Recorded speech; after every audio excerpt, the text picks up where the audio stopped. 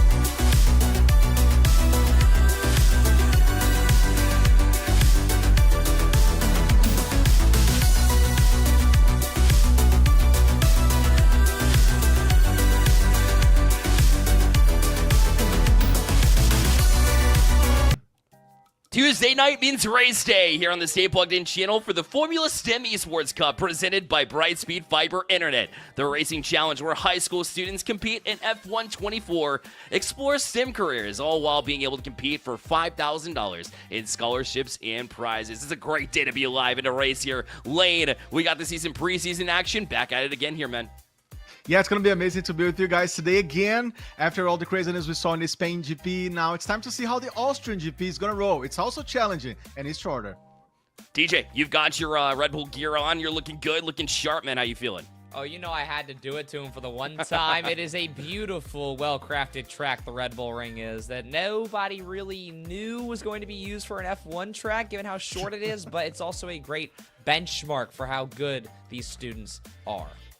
100% is, and we want to say thank you because we wouldn't be here in the first place without Brightspeed Fiber Internet, and they're here and at you with ultra-fast speeds for all your streaming, gaming, and work needs. No more dead zones, just reliable coverage everywhere in your home. So check out and see if Brightspeed Fiber Internet is in your area. So go ahead and open a tab. Actually, you know what? Stay on this tab. Go into chat. Exclamation point Brightspeed into chat, and again, thank you to Brightspeed for the activations, their involvement, and all the great things they're doing here in the esports world. For sure, they've been absolutely excellent. Well, if it's your first time tuning in, let's go ahead and get into the details now as we check out the formats. And guys, it is definitely a brilliant one as you have 6 weeks of the regular season that you got to get through, and every single week you got to battle for that GP, TJ.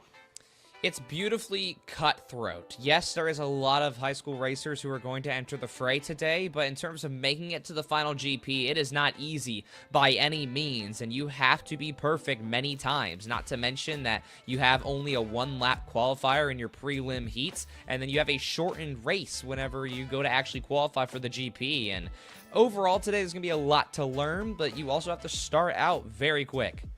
You do, because, I mean, great start equals great finish most of the time, but we'll talk about the track that we're getting into in just a bit, but I do want to cover the point system that we have as well, because you're trying to earn points overall, and Lane, the ultimate goal is to make that GP so you can get these extra points, because a first place victory, getting 50 points in week 1, well, that'll actually, landing first, second, or third will get you right in the playoffs. We'll talk about that in a second, but think how massive it would be for a 4th place finish, for example, pulling in those 32 points. Absolutely, that's what they want. They want to be doing, and like you said, it's going to be a very, very good chance for them to catch those points. As we know, it's a structure that favors the consistency over time, right? The adjustments, the flexibility over the weeks, and that's what I love about this point structure. If 40 players can qualify, that's it, TJ. You got 40 players, 40 racers, if you will, and so you can get to the playoffs by finishing top 3 or making the that podium. No matter what week it is. And so you only have limited spots after that. So every single point, TJ, is going to matter. Not even to mention that you can also just skip all of that. Finish top 3 in any one of the, I believe it's 6 GPs before the final one. All you have to do is finish top 3, and then you really don't have to worry about the rest of the season. Granted, obviously, you want to win as much as you can, but if you knock it out early, like today here in the first race of the regular season, you're already going to be in the final playoff.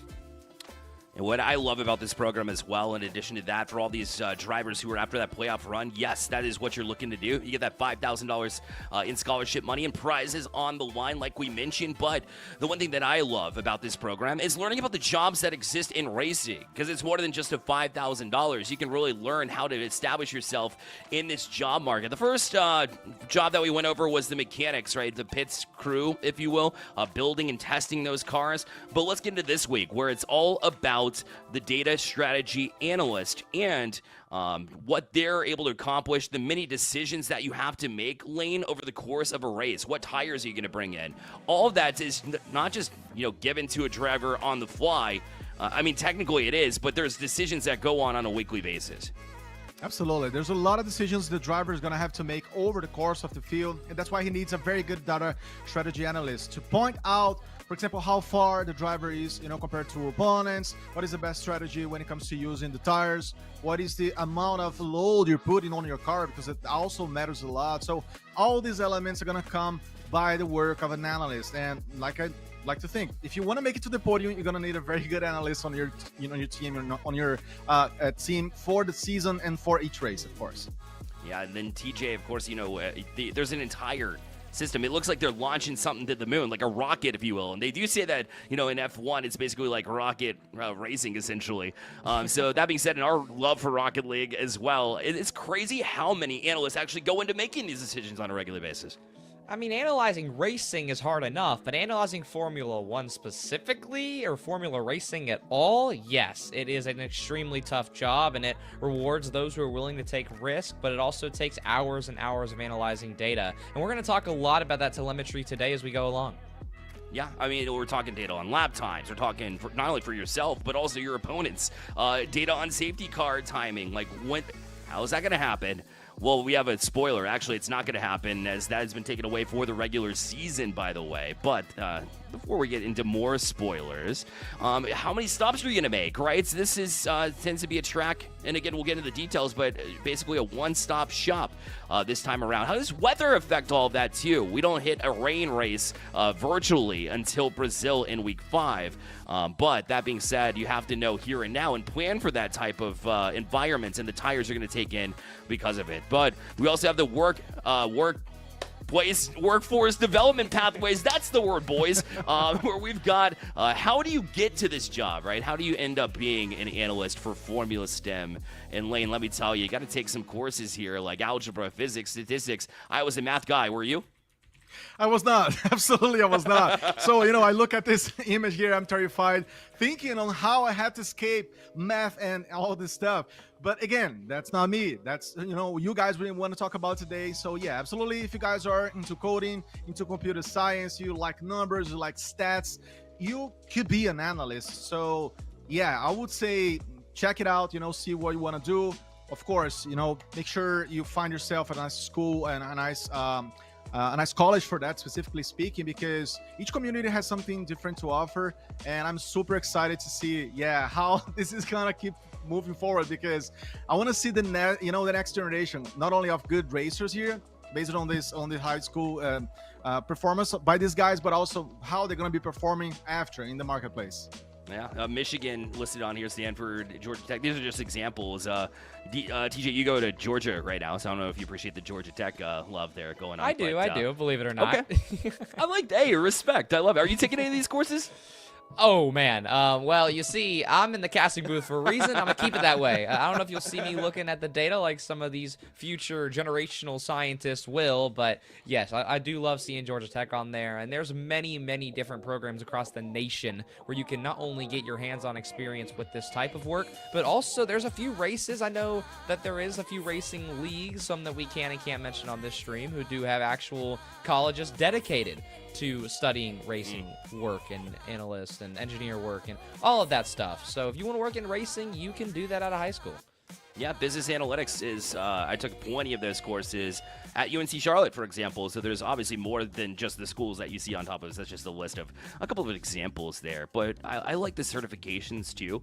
I went to college twice. I look back, I'm like, was that the right path for me? Well, obviously I landed a really cool job here commentating. But that being said, I mean, Google Data Analytics, right? Or IBM Data Analyst. So you can get your degree and then have extra certifications to build on top of it. And if you're building a portfolio, like it says on the screen in front of you, you're really starting to prove to future employers for yourself that you can be an analyst, whether it be data strategy analyst or in the many other places where you can find a job with that career path. So all of this, again, all of this insight is a big thank you to Brightspeed Fiber Internet for providing just another opportunity of what you can find in racing.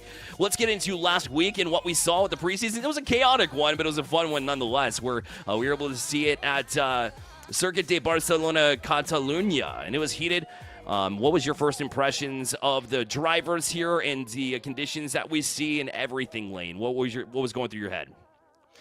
Well, it was a crazy GP to begin with, and was very interesting because we had a lot of fights, not only for the leadership, but also in the middle of the pack. Some drivers being very aggressive, such as Saturn, versus Satyr, and we could see the block of drivers moving up and down in the leaderboard as the laps moved forward. I love to see how the pit stop strategy also affected some of the drivers. Some of them could not make it back, into the safety car line. So other than that, was very, very good to see how they performed. And again, it was the best chaotic, possibly speaking, session for them to train for the regular season. TJ, thoughts? I mean, Catalunya rewards high speed. It's not a very tough track, but it is a also good benchmark of how you can handle Formula racing. I mean, we saw some pretty wild episodes happen. We saw, I think, 5 racers DNF, not to mention Joseph deciding not to pit towards the end and then having that episode that I wish we had the clip to play on stream. But well, I'll save my exact thoughts when we when we talk about the time specifically. But last week was closer than we thought. Yeah, and how about Top Racing having to battle back? It wasn't exactly straightforward, but they got the win from the starting line, from the pole position, rather. So he was cooking on all fronts, but had to kind of play that game of how do we get around these individuals who decided to stay out, like Joseph. And we saw a couple of examples of that, reinforcing Siegel stayed out and having to get around those two. And those two, it didn't quite end as well with those wrecks. We'll see if they get that all cleaned up, too. Well, we saw last Thursday a test session coming into the track today, and it was all courtesy of Ryan Vargas. So an Xfinity Series mastermind. Love Ryan Vargas, known him for a couple years. So you got that valuable tips and feedback. So TJ, when we welcome them in, when you have an experienced voice in the chat like that, I mean, it's just invaluable as far as the help that you get as a driver. Yeah, I mean, you should always take whatever you can get. I mean, racing is a beautiful craft, and racing video games specifically can be, in a way, and maybe an unpopular take here, but it can be harder to master a video game physics engine than even a real car at times. So taking advice from as many professionals as you can, regardless if they're working in esports when on the racing side or actually racing cars themselves, there's so much to learn and perfect every time that you grab the wheel. Yeah, and it's super helpful for, any sim racer out there, to be honest. Like, you can tune in, like we mentioned, this Thursday, rather, at 5 p.m., and you'll get to see a sneak peek at the next track that we go to, which, spoilers again, Italian GP will be at. So Monza will be the preparation. So you'll get to see Ryan Vargas in action testing that.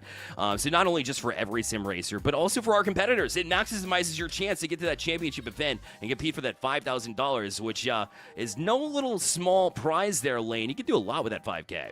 Absolutely, and especially if you're just a high school driver trying, to go up and trying to become a better racer, and obviously a good professional in a certain amount of time. But yeah, absolutely, it's a good motivational amount of money. And I was just gonna mention real quick about Ryan Vargas. I loved his masterclass last week. I'm definitely gonna tune in this very week because something he does that I saw that I appreciated. He shows you the mental process he has behind every decision, every turn. So he almost, breaks it down to a point where he really analyzes it all for you. And so you're going to learn a lot from him, regardless of the GP. Love to see it. Love to see it. And so you can tune in, like I mentioned, 5 p.m. Eastern time right here on this channel. So if you're on Twitch, go ahead and give us a follow. If you're on YouTube, go ahead and subscribe to stay plugged in and mark your calendars. It'll be a good one for sure. You'll learn a lot about this track. There's no doubt about it. All right, let's get into the race preview right now. Let's take a look at the track that we'll be going to today. It is the Red Bull Ring as TJ is rocking with his shirt. 2.683 miles makes it one of the shortest, if not the shortest. I believe it is the shortest circuit that we will see. So 25 laps when we get to the GP. And that 105 that we see on the track record is very difficult to get to. But TJ, this track, absolutely outstanding when it comes to just cutthroat racing.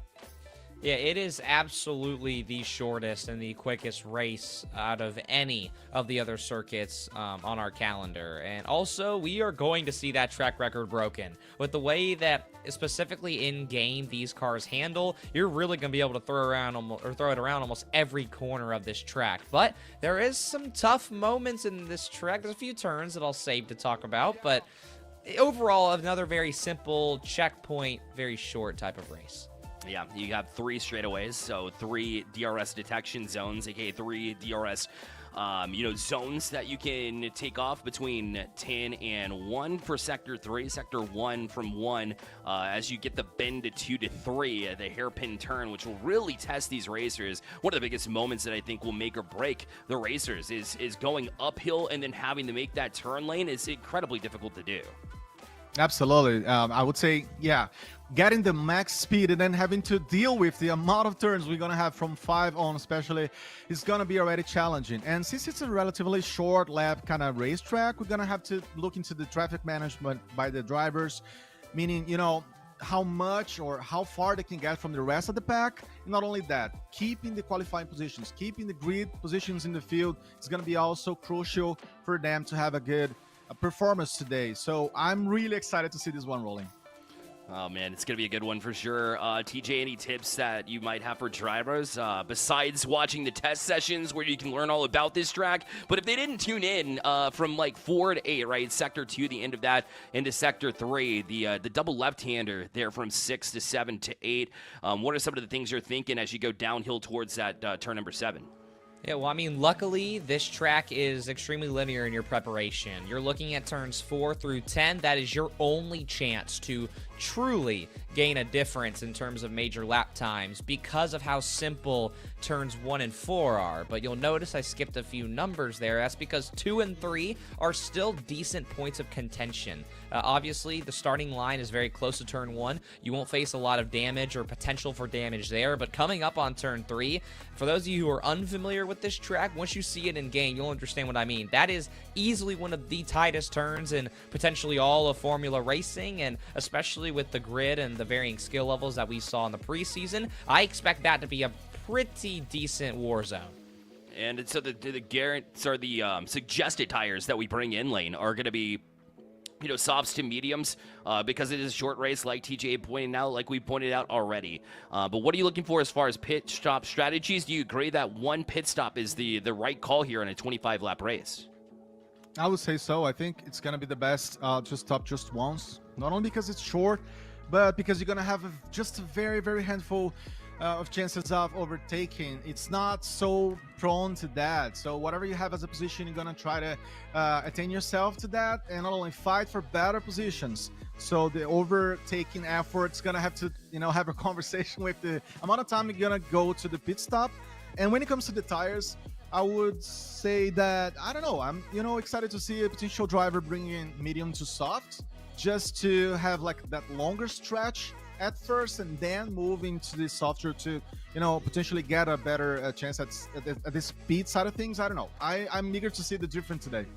No safety car either, TJ. So knowing that coming in, now you're not going to see the rest of the pack really crowd up, bunch up, and we saw that twice during the preseason. So that kind of changes things up as far as what you were experiencing in the preseason. Does that change where your mindset was coming in as far as the tire strategy goes? I mean, overall, you still have to survive, let alone your tire choice. So with the safety cars not being involved, it's going to hurt every mistake just a little more because you don't have anything to fall back on. But tire-wise, I'll throw something in off of Lane's perspective as well. I think for the GP, mediums will be the way to go. But because we have a shortened race for the prelim races, I think you have to go softs first. I mean, we're talking about the difference between 18 laps in the prelim races, 25 in the GP.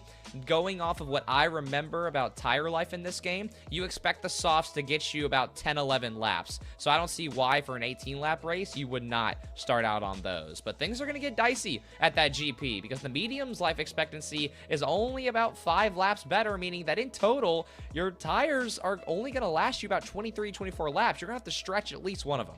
Oh, man. I mean, it's going to be a battle of attrition of who can really hang in there mentally, because it's going to play that battle all day long. And we're going to play that mental battle with you, because now the Brew Show is over, and we're about to head to the race in just a bit, but not before we take a quick break. But don't go anywhere. You're watching the Formula Sim Esports Cup on the Stay Plugged In Network.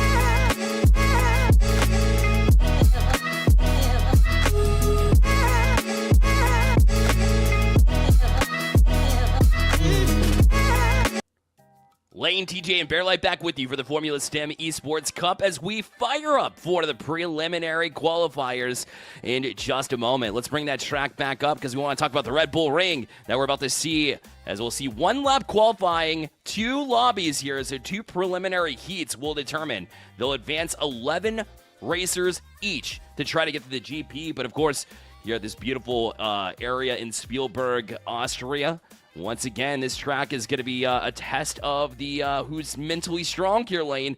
We got to see these students come out and hit one lap. That is pretty cutthroat. You got to be ready from the get-go.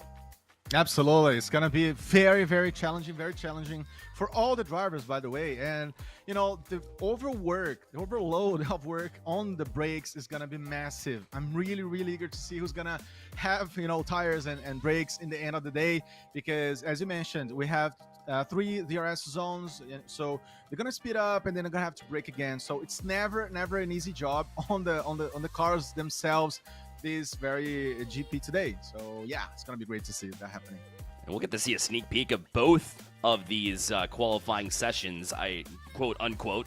Not really sessions, but just laying down one lap, your fastest time. What you got, TJ? It's going to be awesome to see these two lobbies in action simultaneously to determine which of the 11 from each of these lobbies will advance. So there'll be that one qualifying lap, and then we get into the preliminary heats. So once we get in that race, it'll determine who makes the GP. Yeah, I hope that you're ready to go. I mean, last week in the preseason, we had a lot of racers who unfortunately had some control issues, whether it was with their controller or their wheel. Now you really cannot let that happen. So hopefully you did some practice laps before you got into the lobby. It's only one lap before an entire 18-lap race. So even if you do mess up, there is still a decent amount of room on a track like this to catch up. But also on a track like this, if you are not almost perfect throughout the entire middle of Sector 2 and the beginning of Sector 3, then you're not really going to be gaining places. But 3 DRS zones as well. The ERS management is going to be something to watch out for. And you can correct me if I'm wrong, Bear, but I believe ERS is auto-managed based on the settings. Okay. That's correct. They won't have to worry about it, but you will be running out very often or constantly. So you have to make sure that you do save up from turns 4 to 9, that you do glide into those corners and make sure that you have enough for the auto CPU to use it.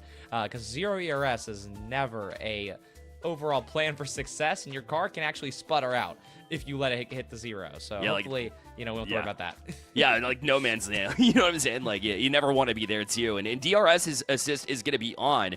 But that doesn't take away from the fact, Lane, that, you have to know where the detection zones are. You don't want to make a pass, then be more than a second away from the member ahead of you, and then find out, hey, that's not going to automatically kick in anymore. You have to be wary of those DRS zones.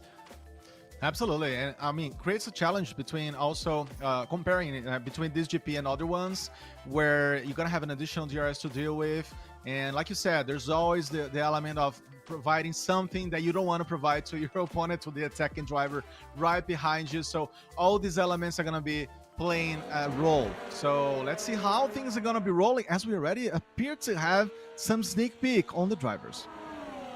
Oh, yeah, we've got both lobbies going on. Remember, one lap to lay it out, so it'll be interesting to see across the board who's getting off to those quick laps. And TJ, 13 in one lobby. You got 11 in the other lobby.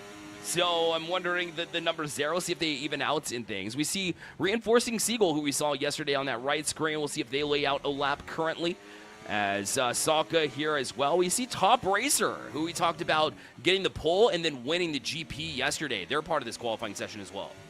Yeah, based off face value of preseason, Session 1 is actually stacked by a mile, other than Joseph holding it down over on the second side of things. But first of all, for everybody watching on Twitch or YouTube, there's a lot you're seeing right now, so I want to help translate a little bit. Session 1 is the one that you're seeing on your left. Session 2 is the one on your right, and also everybody only gets one lap. So you're seeing everybody hit their out laps right now, and as that little gray wording fades away, like we're seeing on Prime on the far left side, that means that now he is on a hot lap. So if he messes up, it could spell disaster, or it could be the start of something beautiful. But only time will tell, as here comes a lot of racers starting their only lap.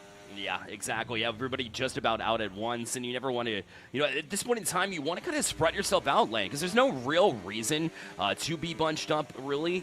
Obviously, you want to lay down this track. You want to get the best lines possible, so you never want to have to deal with traffic on your qualifying session. So we'll see a lot of these cars out at the same time, but Lane, you want to keep your distance and just focus on what's ahead of you, which is your lap that you got to lay down.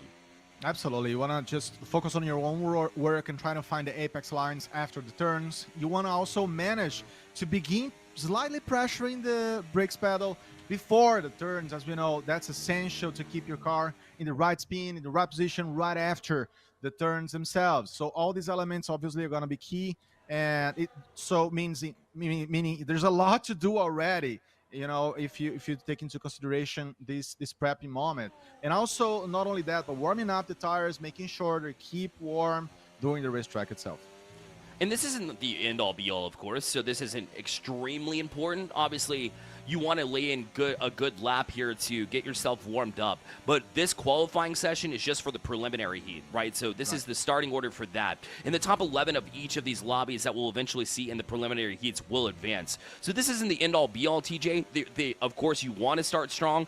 But at the end of the day, once we get to that GP a little bit later on, if you're able to advance from the preliminary heats, then you get to re-qualify, where it'll be extremely important, where you'll have a 15-minute session instead.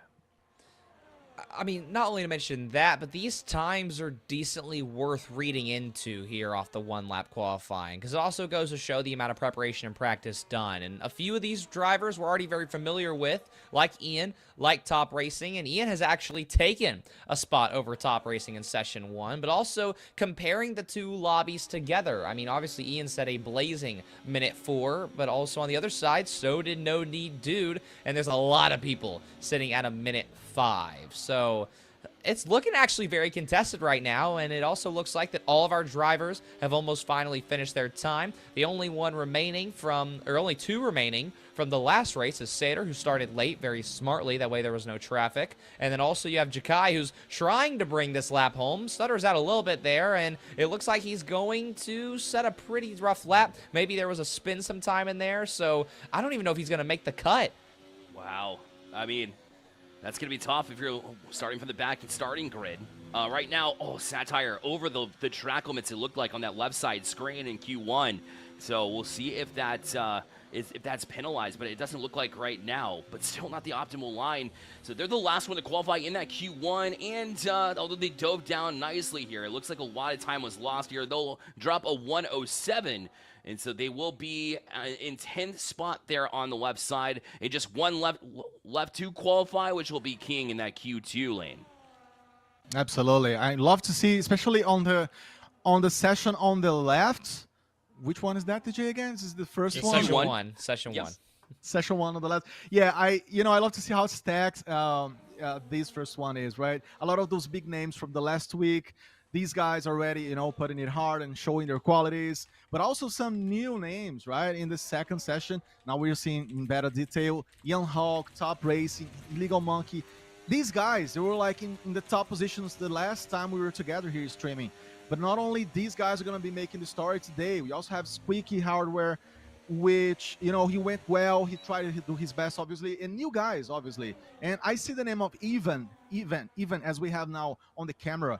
This dude, he went massive the last week. He went 3rd position in the end of the day, coming from an 11th position from the qualify. So this is a racer that can change things around, definitely. And one thing that I've noticed as well is the ones that we've seen in the preseasons are the ones that are owning the top of the board. Like here in the Q1, Ian Hawk, Top Racing, Illegal Monkey, Squeaky Hardware we saw in the mix there too. Cry is there too. We get down to 6th place before we see somebody that wasn't part of the preseason in Prime. So that was incredibly important and certainly noteworthy there too, as AN80 Racing, even as you mentioned, or Evan, we'll get the pronunciation one way or another here for you too, but I don't think it's a coincidence that you get that little practice session, even if it's on a different track there, TJ, and they're at the top of the board. Yeah, and I also want to give some middle updates too before I talk about the times you just brought up. So originally, based off the format, we were supposed to be sticking with a 1-lap hot lap qualifying situation here in the prelim races, but instead now we are actually going to be, as you can see on the time frame, the entire Q1 session. We're not going to do Q2 or Q3, but it is 11 minutes now that the racers will get to set their best laps possible. And if you're looking for a specific battle to watch, Monkey, Top Racing, Ian Hawk, racers who all showed very great flashes in the last week, but they're also holding off all the newcomers as well. I love it. Honestly, I'm for it. I like the 15-minute sessions as well. Drop your best laps, at the end of the day. So let's roll. Let's go. I love it.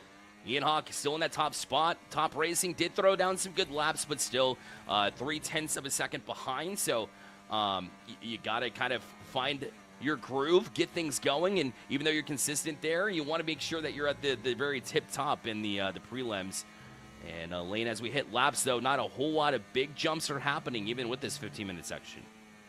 Yeah, we see the usual, high-level pack of drivers leading the pack so far, Ian, Top Racing, and Illegal Monkey. But I agree that, there's already a gap. There's already a difference between the three first guys to the rest of the drivers. They're all seeming kind of close. And yeah, I would say that's the best chance they got to improve their numbers, find ways to get ready for the day. And I would just like to point a certain pattern that I saw from the top four guys from the last week to now. All of them usually making stops right between the lap number 5 to 11. So that could be the zone, if you will, the gap, the window for them to go pit stop. Let's see how they're going to change that from the last week to today, obviously. No need, dude. Still holding it down on that right side of Q2. King still in that second spot as well. Joseph in third. Just another example of them doing well too. You're seeing it from inside the car of Saturn there on the right side now, who's currently in that 9th position. Remember, as these are going to be separate heats that we'll see as well, so you just have to hit the top 11 of each. So no huge pressure like we mentioned, but still laying down laps, looking to get the best out of this session. And looking around trying to find Zephyr here. I don't know if anybody's made eyes on Zephyr, or maybe he's going by a different name. So we'll keep eyes there, because I know he was very, very present in that testing session that we saw on Thursday. So I wonder if he got some value out of that Ryan Vargas session where we got to see him and his lines. So if anybody's going to do it right that you can learn from, it'd be the pros. Well, I would love to actually take a look at Q2 here. I would love to zoom in because there's a lot going on over there. Yeah. First of all, Doe just got disqualified for accidentally parking in the pit lane, which is not a parking spot. Or a parking deck of any kind. It's one of the most important parts to get out of if you're on the racetrack. So unfortunately for Doe, that is the end of their qualifying session. But so far, this is the dominant newcomer session. Obviously, there's a few familiar faces like Saturn, Jakai, Siegel, Joseph. But No Need Dude and 24 Karat King. Those two are very new and also very fast. No Need is comfortably ahead with a 104.3 as we're going to watch Saturn pit, but I'm really intrigued to see if 24K King can actually bring it back as they all just got a fresh new set of tires.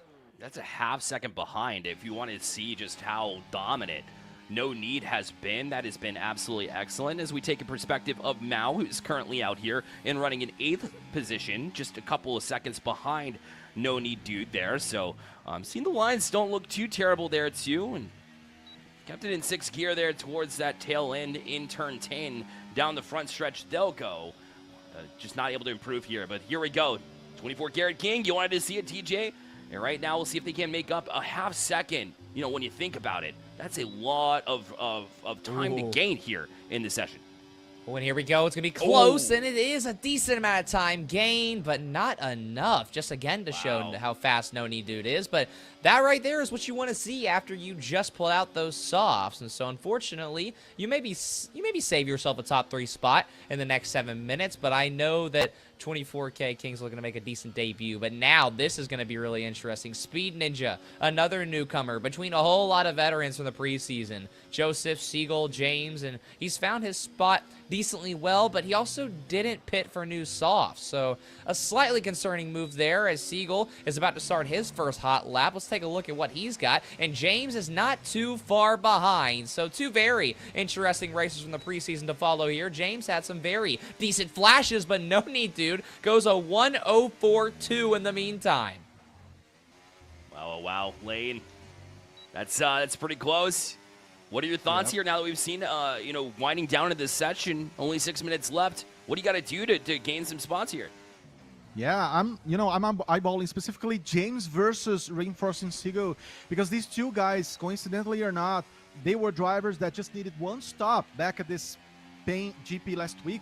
Let's see if they're gonna be able to, use that strategy to their favor. I love how much of an endurance they bring to the field, and specifically Reinforced Siegel, new tires. So let's see how it's gonna play from now to the end. Yeah, just 5 to 6 minutes. They have shown quality, and Joseph is also there. These guys, obviously, we have more information about them, but I'm also curious to see how the newcomers are gonna roll today.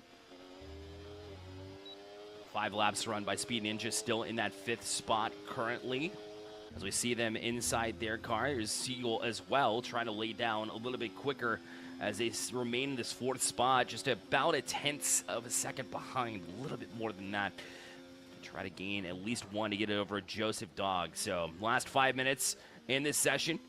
That tricky turn has really been throwing everybody else off. And TJ, it's to your point, these hairpin turns, these, that sector 2 kind of chaos that you have. You see the downhill turn into this one. It's very easy to oversteer in that situation when you got all that speed coming downhill.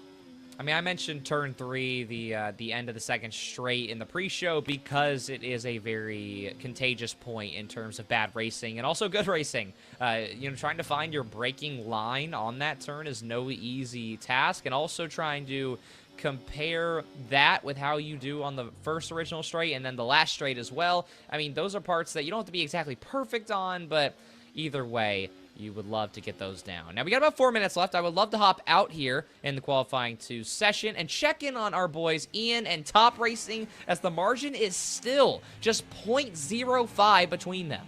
Yeah, that's impressive, to say the least. It just shows the skill levels that exist for all of these racing, especially the top 2. And that was a battle that we were watching 1-2 when it came to the preseason. So to see them go right back at it again means that it might be that Top Racing Ian Hawk battle that we saw in preseason once more here at Austria Lane. Absolutely. Top Racing is a beast. He's the talk of the town, let's put it this way, as he was one of the fastest races we had last week. And yeah, today, needing to keep up to his quality, trying to keep up to his name. And we're going to be seeing more of the second session, as well as we had the chance to see how the first session drivers are rolling. Now, again, no need to doing so well, but Yukai just rolled his spin so badly at this point. What did just happen here, TJ? I'm glad he threw it to me. I'd love to talk about it. So, Jakai here. That right there is not a turn you see many spin out at. It's normally one you can get away with going extremely wide and then bringing speed into it. So let's just throw it up to it's a warm-up for him, for sure. I mean, that's what this session's all about, because also we have some slight notes to correct from the pre-show. It is the sudden death qualifying is saved for the GP. That is the first major note. Second note, once again, is that this right here is a full qualifying session. So you're not going to get a lot of chances to mess up. You get a full race where you have to place top 11. You get 1 lap to qualify in your GP spot, and then you've got a lot of racers to navigate through. I mean, we're going to have a full, I think, 23 or 22 in that GP. So it's going to be very interesting, but again, we can't show you the first qualifying session just yet. We're currently getting some students back in the lobby. That way they can actually get some times in. So it looks like, Bear, we're going to ride out here in Q2. And why not? I mean, it's a great place to be. Outside of No Need Dude, who's been holding it down, although 24 Karat King was able to get it close. You love to see the battle of attrition between these players, and that's why you see, these moments where maybe you make a mistake where typically it doesn't happen often, is because the pressure's on at this point in time. It's under 2 minutes here, so just imagine what that cutthroat's qualifier is going to be in the GP. It is going to be just a battle of who can be the strongest mentally. After a race, sure, it's a 25% race, but it's still a race, a preliminary heat nonetheless. Then you got to get back into qualifying session as well. At least you'll have some experience on the track beforehand. I'm intrigued to see what does Mao do here. The slap isn't exactly a burner, but it will jump a decent amount of spots, going all the way up to P5 with 1:30 to go. That's going to be Mao's last lap. So now you pay attention to those who are still on their hot laps. You're looking at Joseph. You're looking at No Need Dude. You're looking at the bottom half of the entire grid.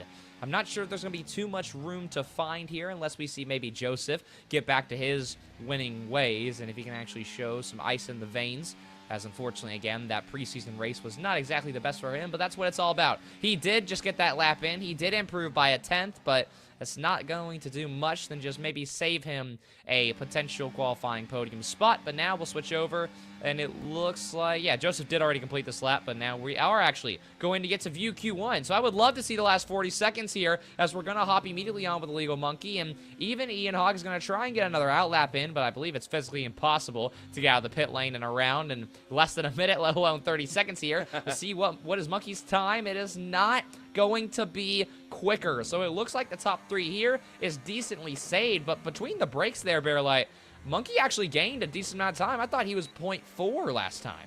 It was. So you do gain that, and you get closer. It's not going to earn you that spot, but what it will do is earn you some confidence rolling into this qualifying race, a.k.a. the preliminary heat. So you got a lot of talent here in this lobby. We called it out as being maybe the lobby of death, quote-unquote, although, 11 out of the 13 will advance to the GP. So it's still been pressure, and you want to see yourself improve, because once you get to that GP, it is going to be very much a battle of very, very strong drivers. So it looks like the 1, 2, 3 locked in here as the session has concluded. So Top Racing will take it here in the first lobby, in lobby 2, or session 2 rather. There'll be no Need Dude, who just took it from the start and never looked back lane. I mean, that is pure domination there in that lobby. So are we expecting a full run here? Obviously, 24K King got pretty close, so it might be a battle of 1, 2, 3, as I would include Joseph in that top 3. Would you agree?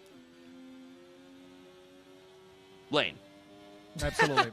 I was stuck into my notes here. I'm sorry, I was comparing the names, so no worries. Some backstage work, but yeah, I was just eyeballing the 3 guys from the first session, right? It's almost a repetition from the Spain GP to now, meaning Top Racing, Ian, Hawk, and also Illegal Monkey, who was actually a little below on those numbers last week, but today he's making it up.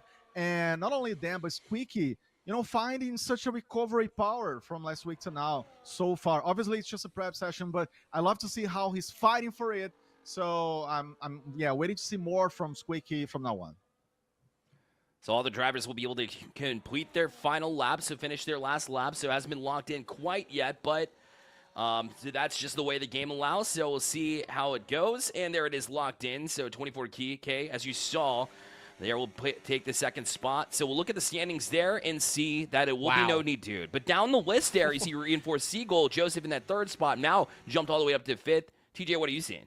No Need Dude setting almost a sub minute 4. That's what I'm looking at, because here in Q1, they just finished up. The next best time is a minute 4.6. I mean, that right there from the 2 newcomers, 24K King and No Need Dude, maybe they're going to make qualifying to the group of death. But we also do have a little bit of, I guess, pre-house work to show you. So we're going to hop directly into the races. There's not going to be a break. You're going to see this lobby load up after that little timer ends, as you can see on Q2. And it's going to put the drivers on the grid pretty soon here. So we're going to let that load. And in about 30 seconds to a minute, we're actually going to have racing going on our screens here, Bear. I'm so excited about it. I mean, this is where it comes down to business. This is literally the first real test that we'll see during the regular season. Now, you don't get extra points until you reach the GP, so you got the mission ahead of you. It's just be able to run your best, number one. You never want to take some time off and run cold here. You want to make sure that even in this qualifying lap where the line is just, it's just, beat a couple of racers at the very minimum and make it into the GP. That's not the mindset you should have coming in here. At the end of the day, I'm coming in hot. I'm trying to set the best laps and prove to you. If nothing else, just put an exclamation point. If you're Top Racing, for example, on that almost sub 104 that you saw from Q2, and 24K, like you mentioned, was number 2 overall when you compare the 2 lobbies. So you still have your job ahead of you of trying to put down the best laps. So when you reach that GP, which is what their mindset is currently, you want to be able to do it and advance in a way that makes a statement piece. But we are off into racing in both of the prelim qualifiers, prelim qual 1 and 2. 1 on the left, 2 on the right. TJ, it's time to go racing.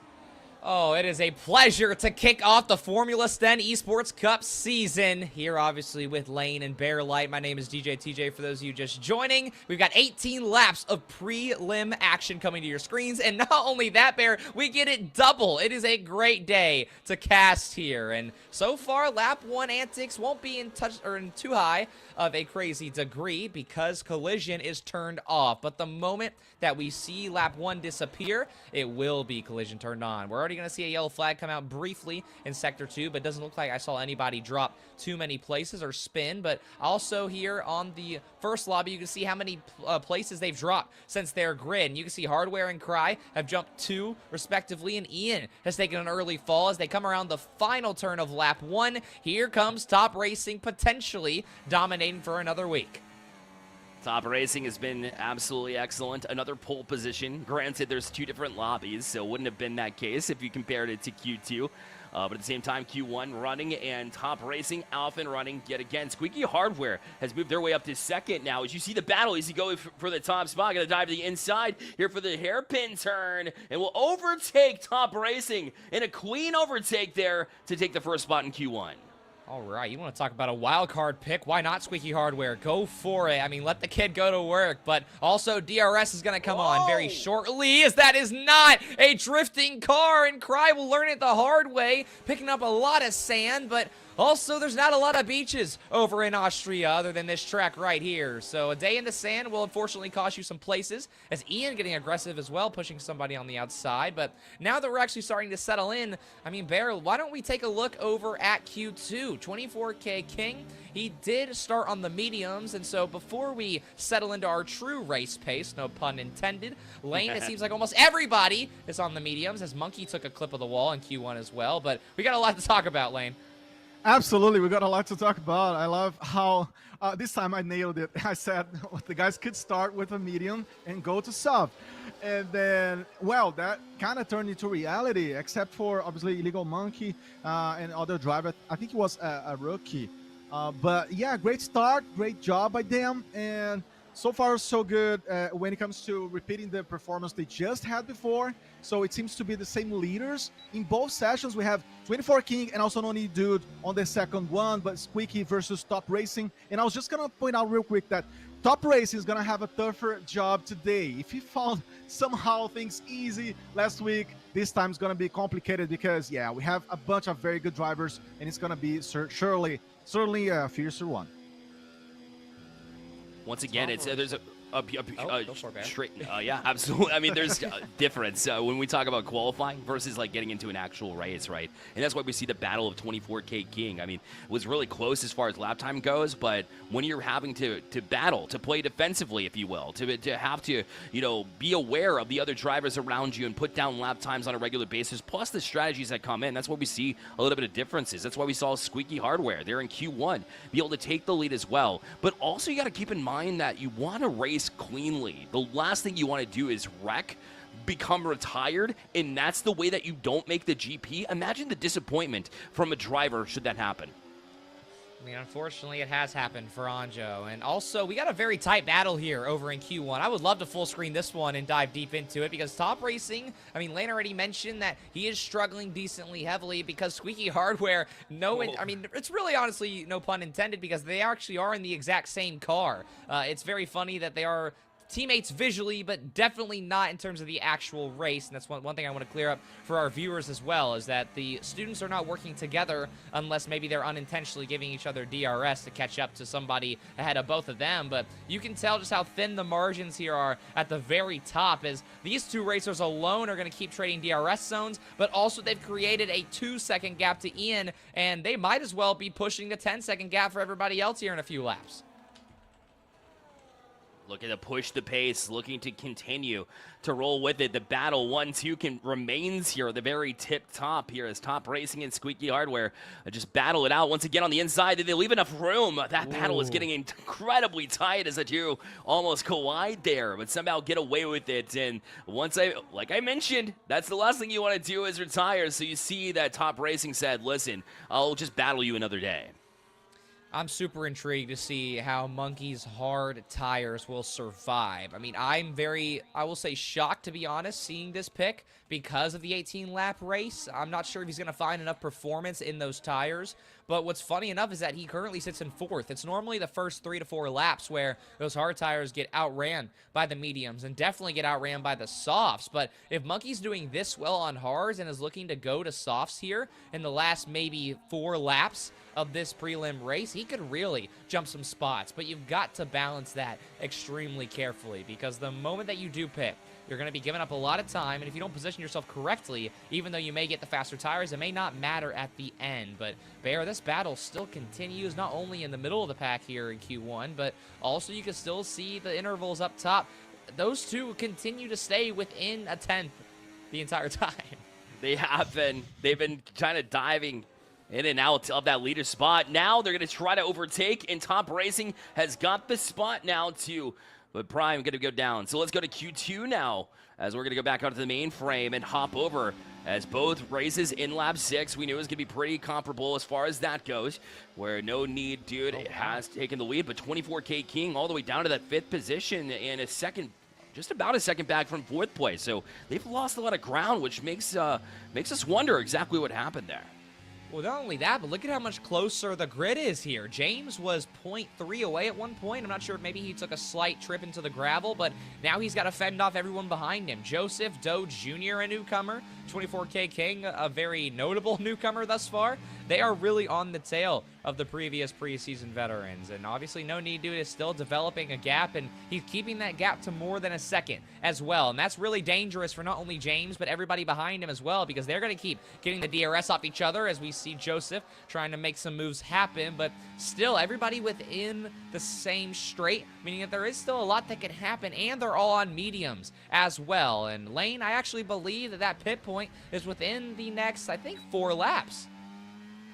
100%. I think it's gonna offer that window. I just wanted to point out that I see 2 similar style of drivers here from session 1 to 2.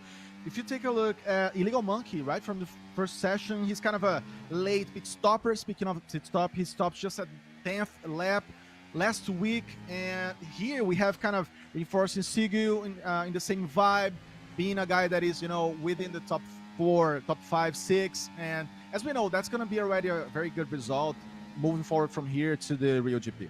Oh, the tires are really coming as a challenge here. As you see them having to bail out and get to the pit there in this moment. We already saw Doe turn around there for a moment there, TJ. Well, first of all, 2 things. One, that is a very wide angle to the pit lane, and Joseph's lucky to have made it through, but also he's pitting on lap 8. I mean, I'm not sure how big of a strategy call it's going to be. Technically, if Joseph's pace is good enough, he could potentially gain a lot of room on James, Siegel, No Need to the entire top half of the grid. If he does go to softs, we're going to have to see what tires that he does end up picking, as softs would be the only reasonable pick, but we've seen crazier things happen. He does still come out in the top 10, though, so in terms of the rest of his GP, or sorry, the rest of his prelim race, he should almost be clinched for a GP spot. You need to make the top 11. Siegel has met the gravel, as that's a very aggressive move from 24K King, and even though he didn't make it to the preseason race, he's still throwing elbows bare. Being very much a nuisance here for a lot of these racers. You saw them dive in. Not a whole lot of room given. They got to be careful as drivers here if they don't want to be flagged down. Listen, you're not talking about the FIA, but you are talking about this Stay Plugged In academy, if you will, of individuals who are be judging their racing styles. So I love the aggression. Listen, I love the mantra that rubbing is racing, but when we talk about Formula STEM Esports Cup, you got to leave a little bit of room, but it still worked for them, and they will make the decision to pit here on lap 9.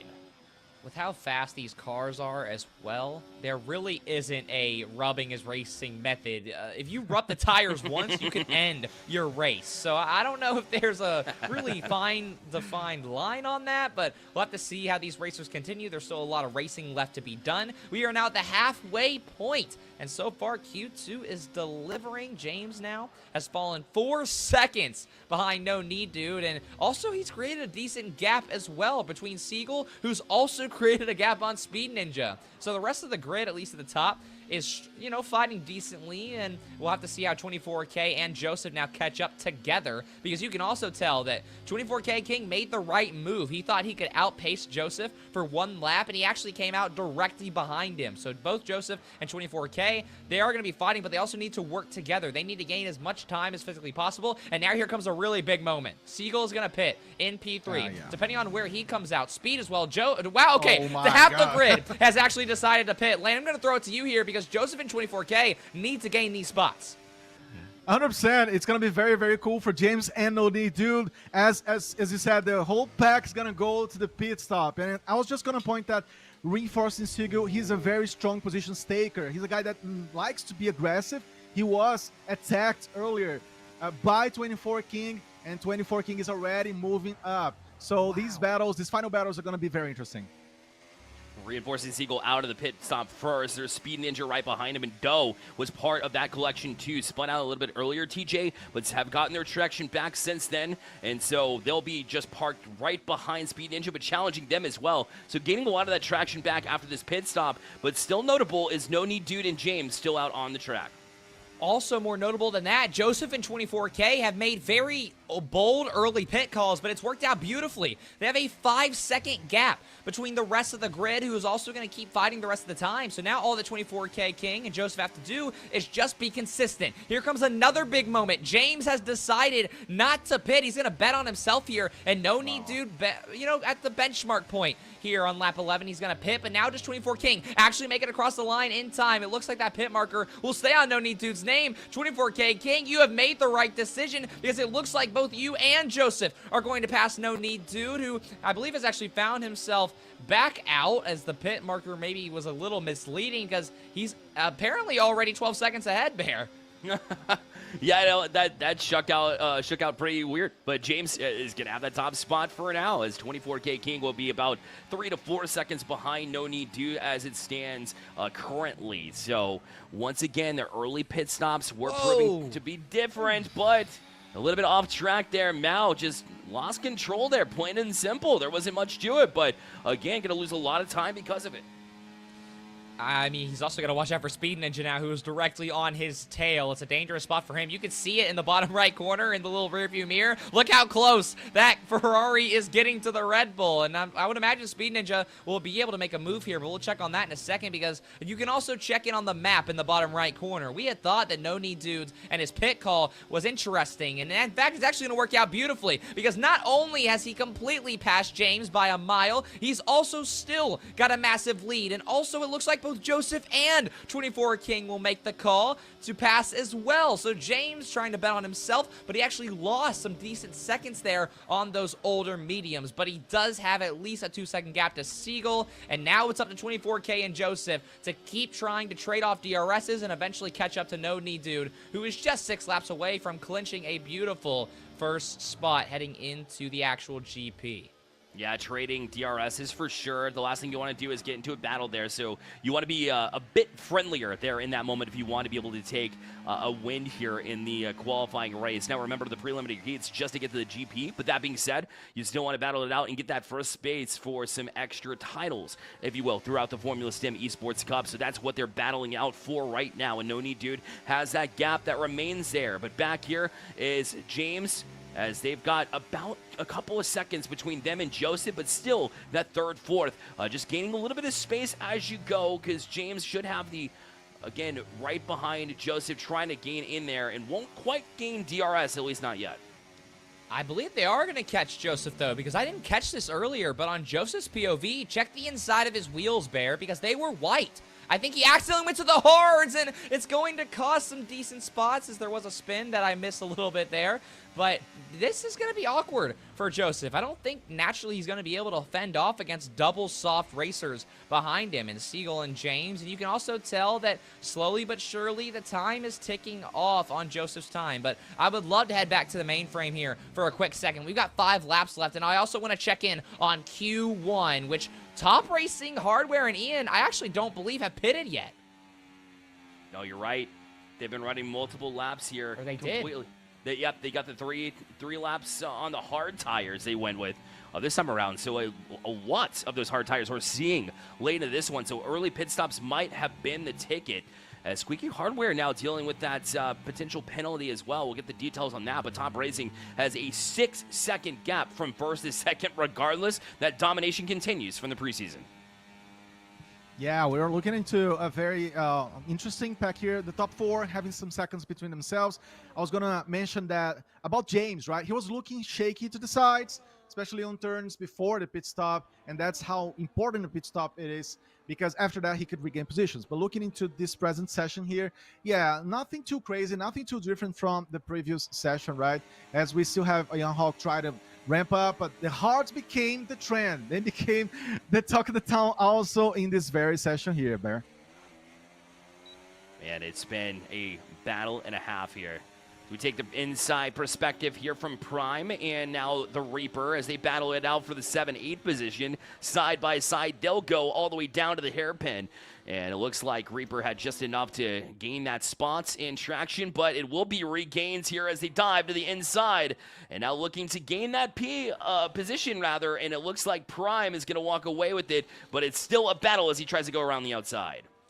On that note, this battle is important, but what's also even more important is that you already know who's going to qualify out of this Q1. It's the current racers on the grid, and then Popo, who survived longer than the other two, getting more laps than his counterparts there at the bottom. So unfortunately for Anjo and Akaruki, that's going to be the end of their tenure here this week over in Austria. But for the rest of the grid, there's a lot left to be figured out here. I'm very confused, I must be honest, at the hard tire pick. I mean, unless there's a setting that was enabled that forced those tires to be picked, which I actually think is impossible, I'm not sure why we're not going softs to mediums here, or mediums to softs either way. And now at that note, Cry is on the softs at the end. He's the only driver on the grid who went mediums to softs. So Cry's got a chance to take some big places here, but again, overall, you just need to bring the car across the line because everybody in this group is already clinched. Cry currently about 15 seconds back from the leader is what this will judge. So about 4 seconds back, about estimating, behind Ian Hawk, who we thought was going to be the 1-2, right? Coming in with Top Racing. But Squeaky Hardware has been that bit of a dark horse-ish. I mean, they still performed very well in the preseason, but now coming back out and really showing themselves as a 1-2 punch with Top Racing currently has been a good sign for them, no doubt about it, as we have 2 laps left.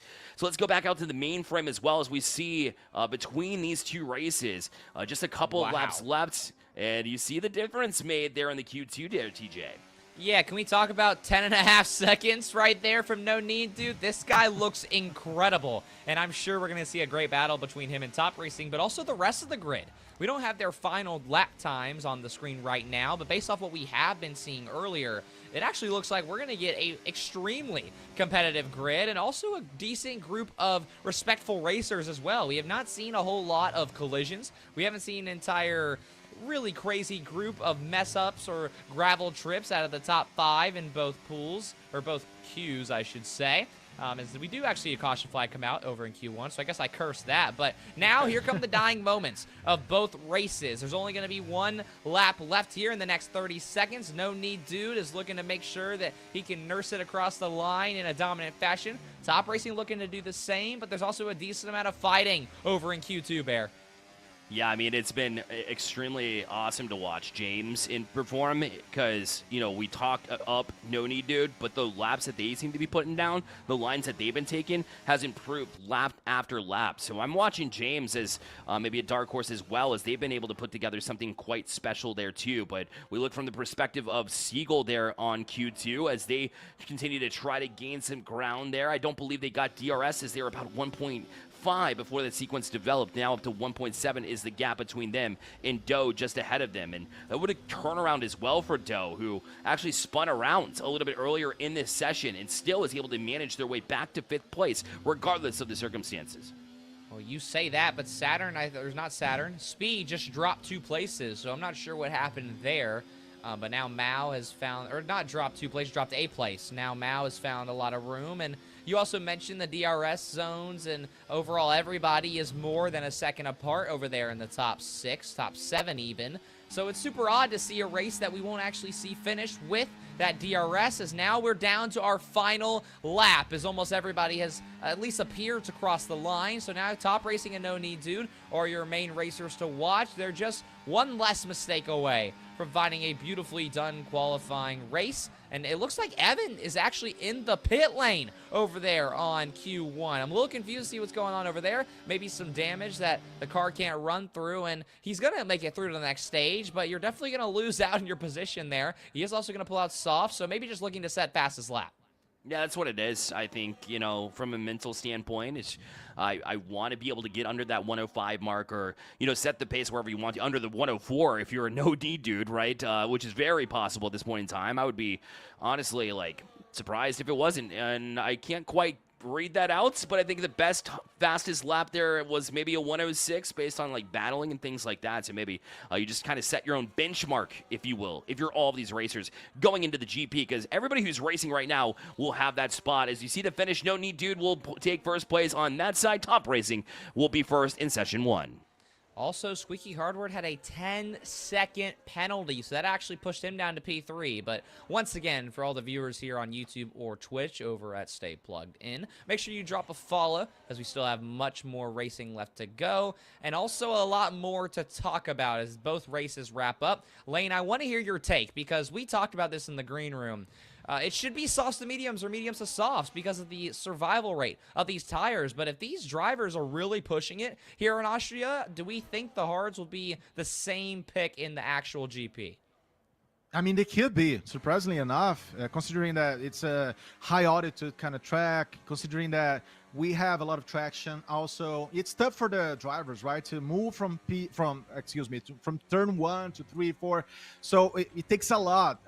It puts a lot of load on the tires, and I'm very curious to see if that's going to be the trend or if it was just an occasional situation, because I was almost going to go with your pick, TJ, when it comes to going from soft to medium. I was expecting that, from the bottom of my heart. But we saw the mediums dominating the early stages of the session and the hards coming at the end. So it's going to be all about how this specific GP and how obviously the qualifier is going to push the drivers into.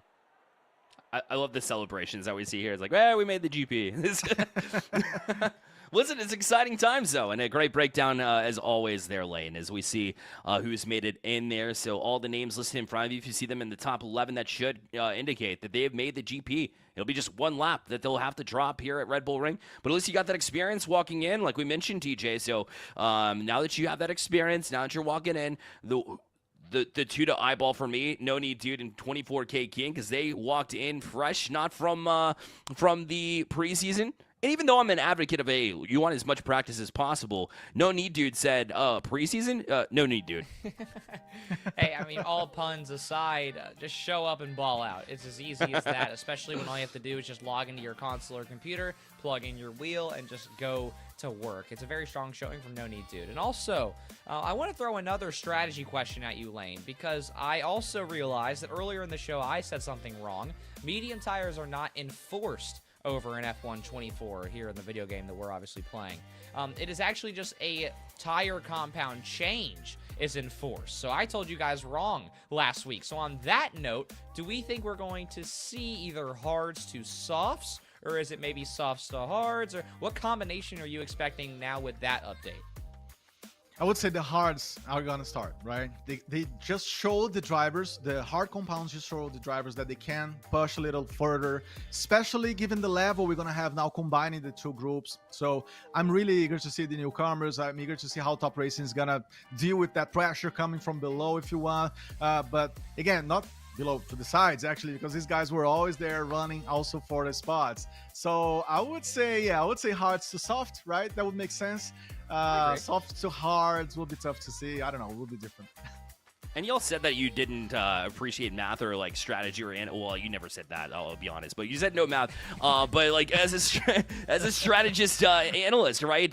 This is the things that you're determining. Like what are the tires that you're going to bring in here as well. And this is the beauty of an activation like the Formula Stamina Esports Cup, because you get to learn the jobs, the opportunities that are in front of you, just like with Stay Plus as well, which we wanted to mention before we hit a break before the GP. So with that, we talk about summer camps that were just announced, and you get to learn the beauty of these jobs in programs that you have in front of us, with flexible learning models. You've got a virtual situation. So if you're a high school looking to get an activation over the summertime, there's no better way to do that than to just allow us to either train you virtually, or we can train and teach the teacher and have one of your teachers just do it locally, because sometimes it's a little bit easier, like you have everything under control. So we're happy to do that.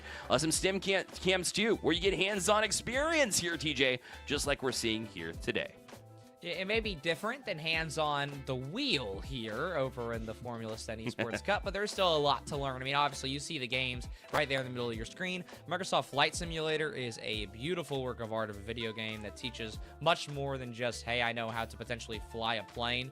And then obviously there's a lot of creative ability and engines within games like Roblox, Fortnite, and Rocket League as well. F124 here and what we're playing is a little more simple, but that telemetry, that data that we referenced earlier in the pre-show, it's just one of the many different things and critical thinking skills you're going to learn through doing these summer camps. And we've already implemented those across, the colleges, parks and recs, for example, or boys and girls clubs, YMCA. So organizations have been adopting this already. It's been awesome. And then we've seen a national expansion of this too. I mean, we already announced, some of these summer camps in North Carolina, Massachusetts, New York. I mean, Lane, you made the trip, the trip here to live in the United States from Brazil. So you gotta love the national expansion that we're seeing in these programs too. Absolutely. It's a very, very cool national-wide network. And, having the chance to combine those programs, those studies, simulators to real situations is awesome. And the Formula One STEM Esports Cup offers that chance to see those variables in motion on a real time against other opponents. And so that's what it makes it even more special, right? Combining these professions with the racing itself is amazing, honestly. Yeah, absolutely. And then what better place to do a summer camp than in your brand new Stay Plugged In lab? Of course, Stay Plugged In, one of the opportunities they do have is to work with you in order to facilitate a building of your new esports and STEM rooms. So this can be utilized for, and what we've seen a lot of this is, your esports room that's beautiful, number one. I mean, look at you got the LED lights, you've got the signage that's there too. But this also serves when you upgrade these PCs, when you upgrade these monitors for your esports program, you're also upgrading them for your computer science class, for your aviation class, for your clubs, your media clubs and programs there too, where you get to learn like production skills, for example. So these labs can do a lot there. And TJ, you're relatively fresh out of high school. Right? So did you have a lab like this? And if not, would it be something you appreciated? It's definitely not as big as we're seeing these pictures be, but I was fortunate enough to have a lab indeed at my high school. I'm only less than 3 or just about 3 years out of high school, so I did get to experience high school esports at its origination point here in Georgia, where I'm from. And I agree with you wholeheartedly. Having those computers means much more than kids are going to come in and play games. We're talking about your computer science pathways, your coding pathways, your mathematics, your sciences. Almost everything can be improved with a computer lab that is not only just your basic school computers, but now they are actually full-out machines that can do a lot of incredible tasks like 3D rendering, or again, I already mentioned coding in different languages and processing all that data entirely. These are powerful machines, and video games is the hobby of what their real purpose is. And Lane, I've seen some great content come out of your worlds, right? As a content creator, as an analyst, you'd love to have that type of technology so you don't have, maybe the Adobe suite crashing on you. But talk a little bit about that content creation and what that type of, technology can really help you with as a content creator. It totally changes the landscape, because whenever you have a good tech by your side, you're able to perform well. As you mentioned, streaming, obviously doing live events. I remember many examples and boot camps such as these provided by Stay Plugged In and partners. I remember these examples of camps back in Brazil where we had a nice structure always, and the video gamers using the computers to compete and also learn all the social aspects of competing, right? And that's amazing. That's a structure that you need to have in your institution. And yeah, that does not depend on the country. It depends on providing that and seeing the value behind that to the students. Yeah, and then you have the competitions, of course, that Stay Plus hosts as well. You're seeing one right now in front of your eyes come to life. But we also have Players League going on tomorrow. So if you haven't checked out the Madden action that we've been doing with Amon Green, for example, Green Bay Packers all-time leading rusher, part of that activation. Really cool to see him coming in and really being a part of the Stay Plugged In platform. That's all the things that you can do as a high school when you get involved with Stay Plus. So again, go to plus.staypluggedin.com and find out the many things that Stay Plugged In can offer for you in your high school. Well, listen, we're gearing up for the GP now, but we got to take a quick break while we load it up. Don't go anywhere. You're watching the Formula STEM Esports Cup.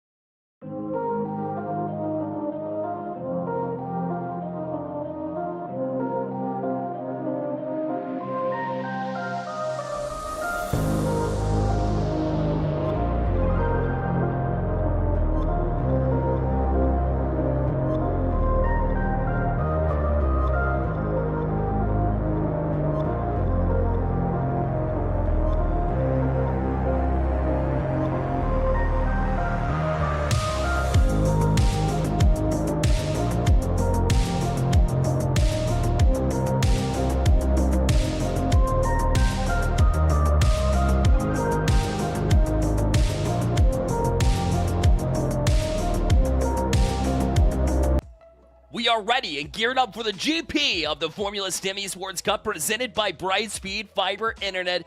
It begins right now at the beautiful Austrian GP here today. So let's bring up the map one more time and see where we head into.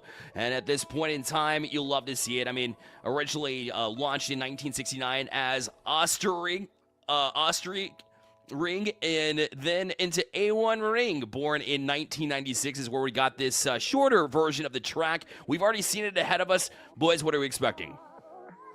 Well, shoot, I guess I'll go ahead and I'll kick it off. I mean, 3 DRS zones, very tight corners in the middle of the track. There's a lot of tire wear that you have to battle here, Lane. Absolutely, a lot to see, and especially a lot of patience by the drivers, as we said before, when it comes to seizing the chance to pass or hold your position. They're going to have to see that happening clearly, or, you know, they could just go into traps. It's going to be tough to keep patience all over the track, especially for those who are more aggressive, such as Saturn and other drivers, as we mentioned before. But yeah, let's see who's gonna come out on top. I would say the DRS is gonna offer that speed, and then you're gonna have to work with the curves of the track, and especially, you know, take a look into the turns number 1, 3, and 10, because they're make it or break it, right? We know that you need to do them well to optimize your speed, get out of the turns at the optimum pace to just, you know, reach your best result. Yeah, I mean, it's you know, when you look at it from a distance here, you know, the straightaways is not where you can get a whole lot of ground, but trust me, if you don't hit those right 100%, you won't get that full speed down the straightaway. And that's a lot of time lost in those moments. And then 4 through 8, it goes unexplained, or like, doesn't even need to be said. I mean, this is going to be a difficult part of the track. We've already seen it in the qualifiers. And this time around, TJ, you have to be basically perfect on one lap, as it is just one lap that you get to lay down in the qualifiers ahead of us. Yeah, we got slightly mixed up in the pre-show. We thought it was the one-lap hot lap qualifying into a full session. Now it is actually the full session that you witnessed before the race. And now, here at the GP, the racers have been going for about an hour, 30 minutes here. Now you only get one lap. And there's a lot of gravel on the side of these corners. A lot of racers took turn 3 just a little too hard. And even turn 1, we saw some drivers go off outside of the track limits into the little runoff lane, which, funny enough, actually is pavement. So I'm not sure if the driver's going to take advantage of that and maybe use these wider lines that technically aren't legal but can be done in-game, or are we going to see them just run a very flat, useful, consistent lap like we've seen people like No Need do and Top Racing do. But overall, I mean, they should be getting started any minute here, Bear.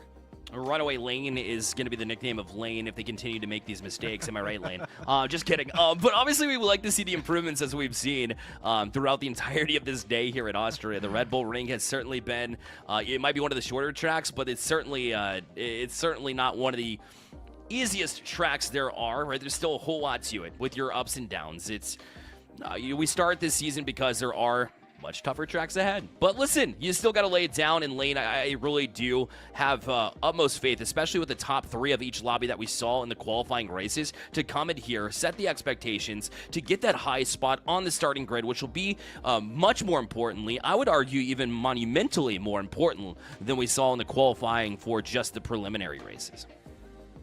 100%. I think the drivers are conscious now about what they're going to have ahead of them. It's going to be a different scenario. Top Racing is not going to be, you know, facing the opponents like he did last week. He's going to need to be adjusting more to these guys. Also, the mid-pack guys, they have just improved. We saw Mao, for example, stepping up. We saw some of the other drivers having a better taste of the sessions, and I think they're going to do so well. I think we're going to have a more complicated to predict kind of session at this next moment. We're talking about the qualify, obviously. Yeah, No Need actually dropped the fastest lap. Do you see them getting the pole position, TJ? What are your thoughts? Oh man, I feel like after everything we saw in the preseason race, in terms of race pace, I think that Top Racing has the advantage. Overall, he made every right decision that a player could potentially make. But in terms of qualifying, which you're asking about, you know what? Why not? Give me No Need, dude. And it's going to be close, but I think he can honestly do it by a 10th. It's going to be close, but I think a 10th, I think he can do it. I got faith. Man, oh man. It's going to be just about that tight. Lane, do you agree? I agree. I think we're gonna have very, very good early contenders. We're gonna have a huge fight for those track positions because, as we know, it's kind of tough on the Austrian GP. You know, to have that chance to go wide and overtake nicely without the penalties. And some of these drivers previously from last week, they had penalties. They faced some situations when it comes to fighting for those spots. So I'm so excited to see how that's gonna roll. And yeah, you know, given the scenario, the terrain itself, the ground, the differences on altitude, all these factors are going to play a role here today. Let's keep on playing this game because I like it a lot. I'm not going to lie. Squeaky hardware or 24K. TJ, I'll throw it over to you first. Who qualifies better? God. Oh man, you know what? I'm actually gonna counter your question. I think that one is 24K by a mile. I think you should be talking about 24K and Ian, and I'll throw that back to you, Bear. Oh, man, I love that. Not expected at all. I liked what I saw from Ian last week. Squeaky hardware has certainly improved, but I do think that Ian does take the advantage here this time around as well, as we've seen what they can lay down. Once more, they had a great qualifying run this time, and I do think they come out. I think they just barely squeak by in order to make that happen, but I think it's just as close as you're talking about here, too. So that said, now I'm going to toss it over to the lane for that same question. Oh my God, I don't know. I think in this case, 24K King is, I'm sorry, he's the best. He's the favorite for that compared to the duo specifically that you mentioned. But we're gonna be seeing those fights change, I guess, from the beginning to the end, as the race is gonna be very exciting. And yes, I mean the leadership pack now is larger, so let's see who's gonna come out on top out of that. Well, it looks like we're launching up now. Again, the one lap qualifier is coming ahead of you. This is to determine the starting order now of the GP coming up in. We've listed the names off. Are there anybody that's kind of going unnoticed here? Because we've talked about maybe the top 5 here. But I'm wondering about dark horses now here at this point. Saturn, not sure if they've done enough to prove it quite yet. They've got a lot of work to do. But where does Joseph fall? Because, Lane, I remember you calling out Joseph as being a top performer here. Qualifying went decent last time around, but where do you see them falling in the lineup here? Joseph's gonna have, the chance to prove that he learned his point, right? And he just did that previously today in the sessions. He just improved his quality when it comes to going to the pit stops. So his decision-making process is a little sharper, or it was sharp before. Let's see how he's gonna actually perform during the qualify as well. I think he's a guy that can be really tough, in the beginning of the race. But I think, when it comes to the endurance, he's gonna have to prove himself a little more. And I'm definitely, on that note, I'm definitely expecting him to be doing his best today. And again, as we said before, also Bear, it's a long season, so he's gonna have the chance to adjust and to fight harder for the better spots. Well, DJ, we've got Doe in chat here saying that he might be the dark horse. Spun out in their qualifying session, in the qualifying race, rather. And so now that we're talking ahead, they were able to establish like a 5th place. Do you see them kind of shaking up things here, too? Well, wait a minute. We're about to find out. Here comes the final straight. We're going to finally see the placements. We'll be Top Racing taking the lead, and so far, pretty standard, except to the bottom. We're looking at Illegal Monkey and No Need down at 14 and 15, but look at how close these margins are, Bear. That's incredible. The 1-2 were just that close, but it'll go to Top Racing over Squeaky Hardware, who will place ahead of Ian this time around, too. So Squeaky Hardware has been able to inch out Ian by just a bit, but I'm looking at that 1-2 where it was, 6 hundredths of a second between the two. I mean, we're going to see crazy margins, but Lane, you got 15 seconds here. Let's talk about the potential tire picks to start the GP off. Oh, you see now the soft coming up. I mean, what are these guys doing to us? They are just messing up with our minds. I don't know if we're going to be seeing the hards again all from the first moment, or if the softs are going to finally find their way back again. But with the softs, we saw that small, tiny margin of time between them, and I'm really excited to see how that's going to roll now because, yeah, it's all about the speed, but it's also about the endurance. Well, here we go. Players are loading in, and it looks like the grid is finally set. The margins between all of these incredible high school racers are like Bear said, mere hundredths of a second. And Top Racing, once again, the narrative is all eyes on him. He sits at the top, but not pretty. Squeaky Hardware and Ian are right behind him with less than 2/10 between them. Not to mention that all the way down at 14 and 15, both Illegal Monkey and No Need Dude fell down there. But without further ado, it looks like the players are in. The lights will go 5 red and 5 green, and the mountains of Austria welcome you to the GP. And I say that, there's a slight few penalties at the start. It looks like the rest of the grid's gotten away pretty well heading into turn 1, Bear.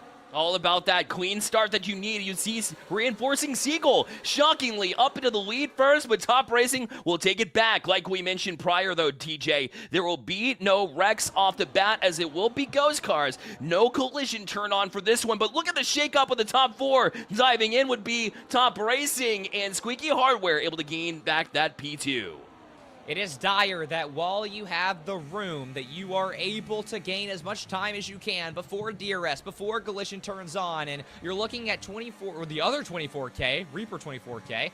James is the MVP, and of course Siegel, who took drive-through penalties. That right there, translation to our viewers on Twitch and YouTube, that means they're going to have to spend extra time in the pit lane after they switch tires. So these places are great, but they're going to, like, or when they do go to pit, they're going to have to spend a lot of time. But so far, 24K King, Ian, Hardware, Top Racing, this right here is no surprise. And No Need Dude jumped a few places, including Illegal Monkey, but as we come all the way around for the early lap 1, we're actually going to see Siegel and also Joseph take the decision to pit now. You're not enforced to pit after the first lap with that drive-through penalty, which means they're going to have to go hards and make them survive for 24 laps. But I'll throw it over to you, Lane, because a lot of interesting picks here. I'm seeing a lot of mediums here.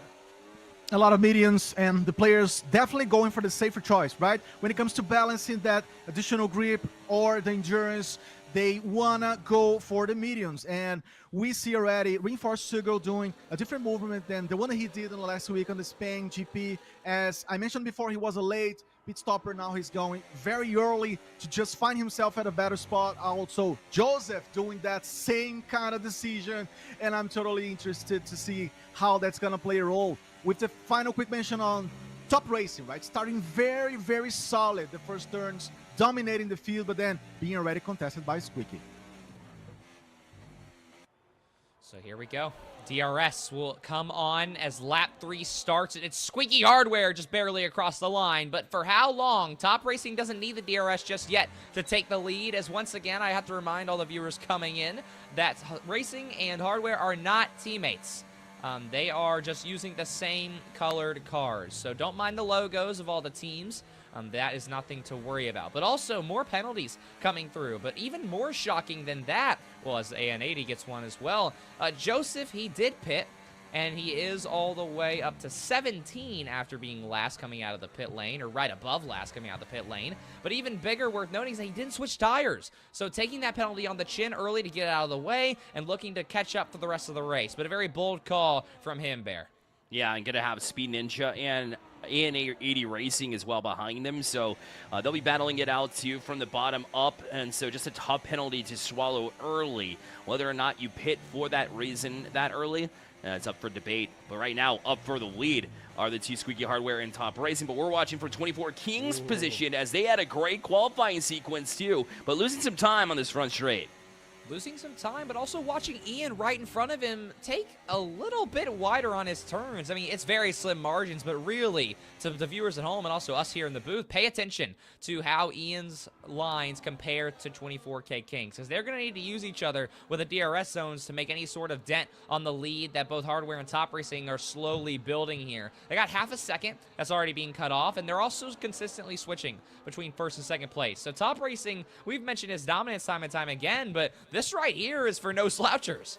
Oh man, you see 24 King just plotting out exactly what choice they're going to make as far as challenging goes, but the challenge is really at the top spot, as well as Top Racing and Squeaky. We're going back and forth. This is Prime Casillas, I believe, right behind No Need Dude, who, well, like we mentioned from the start, had the best times, but when it comes to the race, they're currently watching themselves be 2.5 seconds back from the next ahead of them, of James. So Prime here just trying to catch No Need Dude, and they're going to have to trade those DRS like you mentioned, which won't happen for another turn here.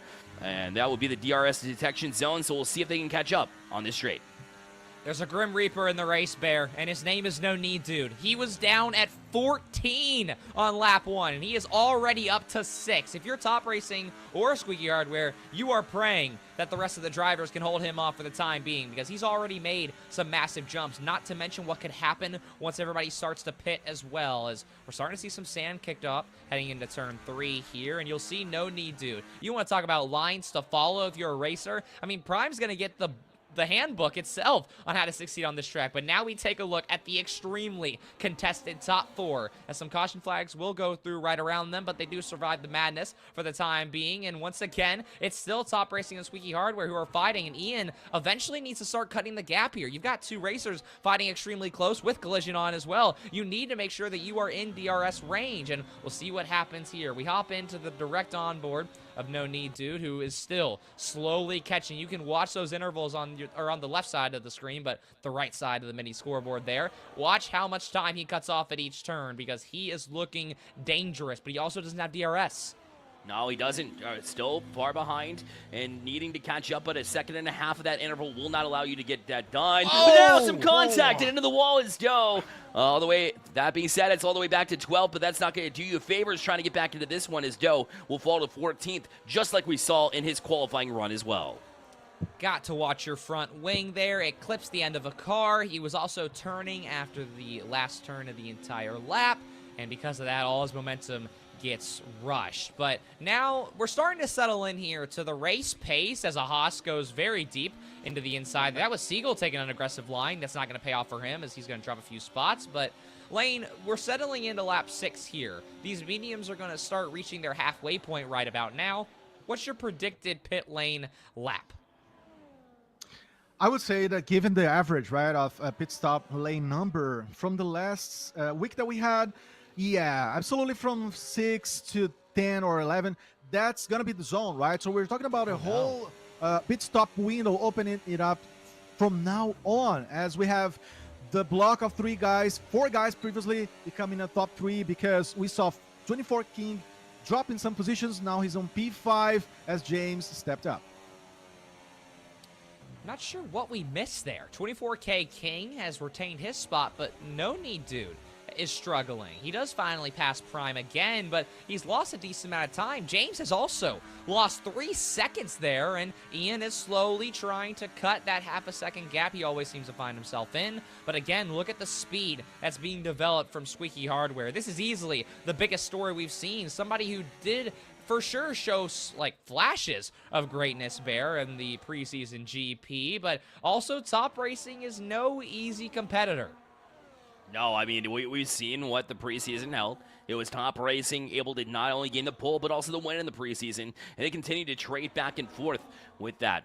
And now my eyes go straight to No Need Dude here at this point in time. You're not making up ground. At this point, do you want to undercut? And do you want to go ahead and get a pit, get fresher tires, be able to make time there, and hopefully get out on the other ends ahead of the gang, or at least being able to make up time, because that gap continues to grow, because, you know, we see the gap is 2.5 seconds between them and P5, but also 24 King there as well, as we see a battle here ensue back in the 9th and 10th position. So battles everywhere. And decisions, they have to be changed in an instant based on where you are in the grid. There is a lot to learn as you survive a race like the Red Bull Ring. It's a very punishing circuit, even though that you are only running about 1:02 to 1:06 lap times on average. Or I guess for this pack, we're probably looking at 1:03 to 1:07, as I think Squeaky just spun out, and that's exactly what happened. The caution flag comes out, and Squeaky will recover at least to hold his spot at P3, but that right there was a very dangerous spin, and I believe he actually saved it. So here comes Ian now, but Top Racing's got more than enough time to make sure the DRS is held off, Bear. I'm wondering if the damage is going to come in play a factor here as well, as they got into that car. If it's on, if it's not, we'll have to determine that. But right now, yeah, Top Racing still has a top spot. Ian back there, too, and the gaps will widen up in the top 3 because of that last exchange. It also puts 24K King within DRS range, too, so they'll be able to catch up to Squeaky Hardware and make a push to the top 3. Cry as well, somebody who in the prelim race took a gamble, went for the softs early, and will probably have to use the hards for the rest of the time.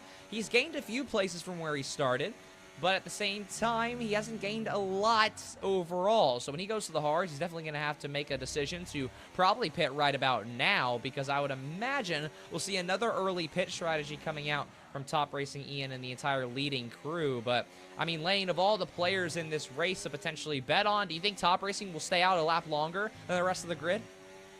He's surely facing his biggest challenge so far. Obviously, preseason showing what he could do, but now different scenario. But I would say he was slightly lucky, wouldn't you say? I mean, counting on other drivers' mistakes is not the best strategy always. But here he is again as the leader, and we're gonna be seeing obviously those 3 positions below Top Racing changing a lot, right? We have Ian Hawk now dominating some level of difference, and I just want to point out that no need dudes not doing so great so far, and 24 King is slowly recapping, gaining positions as we move into the race. Well, he decided to pit early. I actually like this from No Need Dude. He struggled in the first 10 laps, and he decides, you know what? I'll take an early gamble. I'll take the hards for 15 laps. It's not exactly the most favorable strategy, because at the end those hards are going to struggle, but now if we could see the qualifying pace that came from No Need Dude, he could easily gain a lot of places here. So Bear, the moment of truth is only a few laps away here. Who's going to make the decision to pit first out of the top 5, and I would even argue maybe the top 9?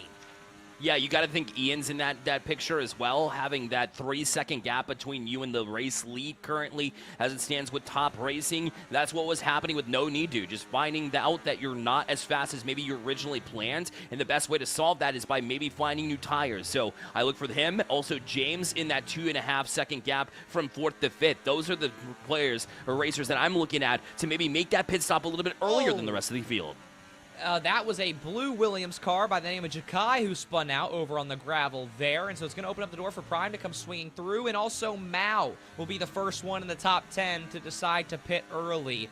Also, obviously, Prime did as well. But here comes another interesting move, too. Illegal Monkey decided to take the hards, which means that we're probably going to get an extra 2 to 3 laps as it's Collision City over here, over from the 7 to 10 place. There's a lot of drivers who just collided, a lot of car parts on the track as well, but somehow through all of that, No Need Dude stayed alive. That could have been a race ender, Bear. Yeah, it would have been absolutely devastating for No Need Dude, who just had strategized, how do I get back in this race? But that was Prime, Jugkai, and Cry, I believe, caught up in that mess. So they'll just find their way backwards. But No Need Dude finds themselves within DRS range, something that we haven't seen since the race start. So they will try to trade back and forth for that exact instance a little bit earlier. But now that they can kind of settle in, they took that early pit stop. We'll see what happens. 24K King and James going to be the pit stop right now. Oh, and a bold decision, but also not an unreasonable one. Deciding to pit at that point is reasonable, and also hard tires, it looks like, will come out, and James actually will gamble with the softs and try to make them survive for 13 laps. And so, once again, Lane, I got to throw it to you here. We got a lot to follow. The top 3, obviously, is going to be on aging mediums, but also Monkey is in a prime position to take some places with those hards. Absolutely. I think we're going to have a whole change here because a lot of these guys are going to have to go to the pit stop, as we mentioned before. And as you told us, DJ, because, of how old they are, these tires. We're talking about 11 to 13 laps on them, and some of these leaders are going to have to step down to the pit box. And I love to see how 24 King and James are going to be making it all the way to the top because now they got fresh tires, and especially 24 King, right? He's got 20 seconds to take from Hawk, but, that's a matter of work. You got time, you got the chance to do that, you got the material. Top 3 decides to pit, and now things are going to get real dicey. 24K King has a 20-second gap that we're going to get the answer to how much of that he can cut out, obviously with the earlier pit stop, as we'll see how they all come out. They did get the tire changes in. Ian has actually jumped a spot in the pit lane, Bear. He will be in P2 coming out of the lane.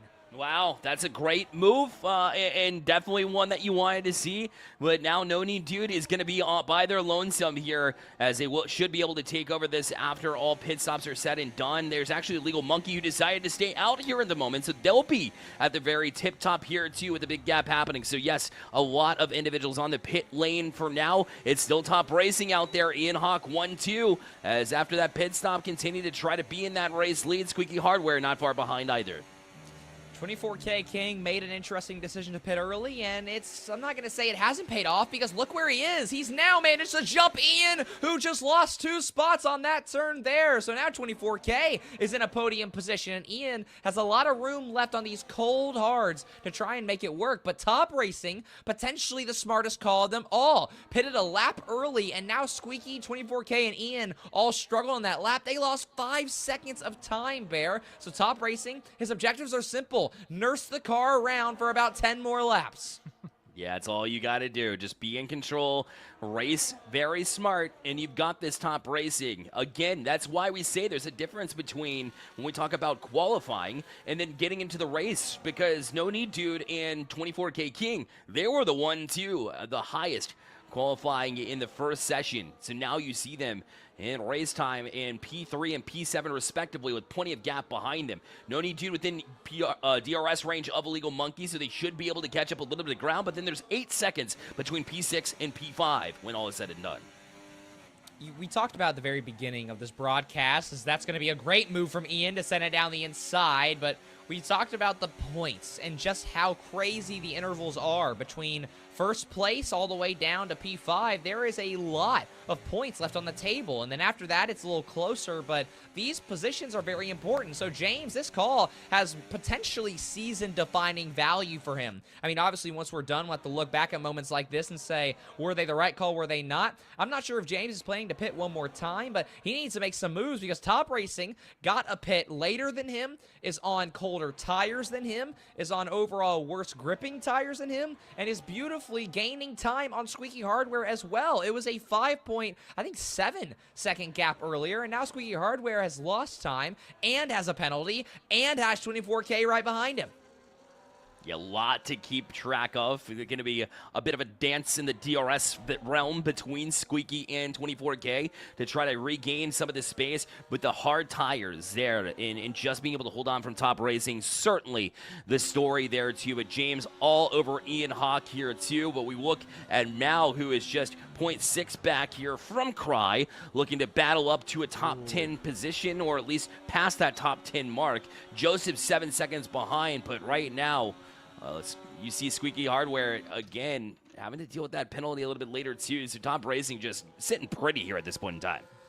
The midfield, though, is still decently contested. You can see the intervals, and again, to remind all of our viewers who aren't as familiar with Formula Racing, if you are under a second gap to the person in front of you at the DRS detection zone, which there are 3 of them on this very short track, then you get basically a speed boost of energy, which is called ERS, that you can deploy, along with, you'll see the wings that open up, like we're seeing right here from 24K King's perspective. But another note, too, James has made his decision to pit off the softs, and it looks like he has actually decided to put on another set of softs. So, Lane, I'm going to throw it back to you, because you can't do that legally.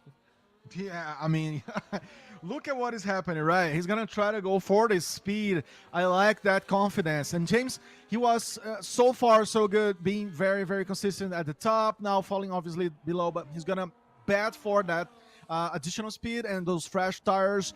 Definitely the fresher now. Let's see how he's going to perform. But on the top of that, I'm seeing No Need Dude recovering. I like how he's playing today. Looking a little bit shaky some laps ago, going to the sides, but now finding his way up to the top 5. And we have to mention real quickly the way, the manner that Squeaky is bringing to this game, because on the preseason race last week, as we see already, the overtake here by Mao. What is happening here, TJ? Well, you see, it was very close, but Mao will make the move stick after both drivers had a very scary moment. Again, the points matter. They will add up over 6 regular season races, and unless you're fighting for the top 3, there's no guarantee that you're going to have enough points to make the playoffs, and that's why James, on the softs, finding multiple places after both Prime and Illegal Monkey have decided to pit. So Prime deciding to take the hards out. Monkey, it looks like, will decide to take the mediums out. So both of them making decisions to use some of the hard's lifespan to its full extent, going 17 laps, which is definitely towards that back half. But now let's refocus in back on the upper half. Top Racing, it was a 5.6 second gap just about 3 laps ago. Now it is 7.8, and even bigger than that. Squeaky Hardware and 24K King have been fighting through the DRS zones for almost, I think, 5 laps now, Bear, and Squeaky Hardware has a penalty. Yeah, you've got a lot to deal with if you're Squeaky. That penalty is going to be devastating, so you can already, you see it go above 8 seconds. It's going to be longer than that, too. Plus, you're dealing with 24K. The tires, even though they're the same lap count, is not going to be the same wear, just based on how much they've been having to dive back and forth between the two. Now, 24K King is going to go for it here, too. Squeaky Hardware holding him off for now. Just enough room as they battle back and forth, but it will be Squeaky Hardware that comes away with a defensive sequence there to keep P2, at least for now. There. These two drivers need to be careful. All you need is just end up on the podium and you're guaranteed a spot in the playoffs. So you've got to calm down a little bit. Yes, you can race. Yes, you can bump a little bit, but you've got to hold your spot. And also, Top Racing is loving it. He has now gained 9 seconds because of all the fighting and bumping going on below him. And also, No Need Dude had some rough early qualifying issues and also some early pit stop issues as well, and so he is currently sitting at P5. But look at Top Racing on the hards. They're newer than No Need Dudes, and when you're comparing the two top qualifying finishers in prelims, Top Racing's legacy will live on. Man, he's got that Queen Air in front of him as well. Doing sub 106s on the hard tires is something that's just very tough to deal with if you're an opponent. So Top Racing been incredible thus far. As you see the battle continuing soon, lap 19 here at this point. We're closing in on the last 5 laps, seeing things shake up, seeing the battle. 24K King still can't get around Squeaky Hardware as he holds on to P2. I mean, I have to be honest, in the prelim races, almost every single driver, even Top Racing and the best drivers like Ian and Hardware, they were trading places. So for Squeaky Hardware to be fighting off the DRS almost every single time and still retaining his spot here in Sector 2, it's extremely valuable that he's able to keep this spot. But again, when you're looking at the hard tires, which will be hitting their peak in about the next few laps, with also 5 to go, I mean, Bear, do you think he can survive about 6 laps here with 24K on his tail?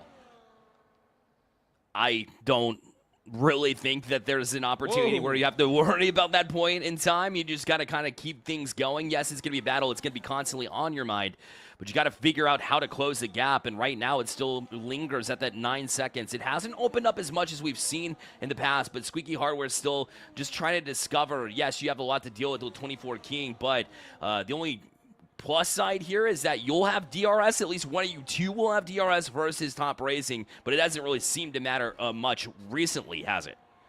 I mean, I'm definitely not going to say that it has, but I was also trying to focus on what happened to Doe Jr. He crashed into the pit wall, and that now means that his race is over. So he will, by default, fall down to P19. Still decent points, but unless AN80 crashes in the next 10 seconds, it will be that amount for him. Now, we regain our focus once again to one of the biggest stories of the preseason race. It was Joseph who sat in P1. He didn't pit under the safety car, and on the second to last lap, he spun out. I mean, it's a clip that I think whenever we do our little end of season highlight, it'll probably end up there, and now Joseph's trying to defy all those allegations of maybe the ice in the veins of this Red Bull that he's in, and we'll see what he can do. He still is trying to make room or make a stand behind both Mao and Siegel, and he's probably hoping that they fight similarly to how Hardware and 24K have, who also, looking at that battle, Hardware's got his first second gap in almost the entire race, Bear.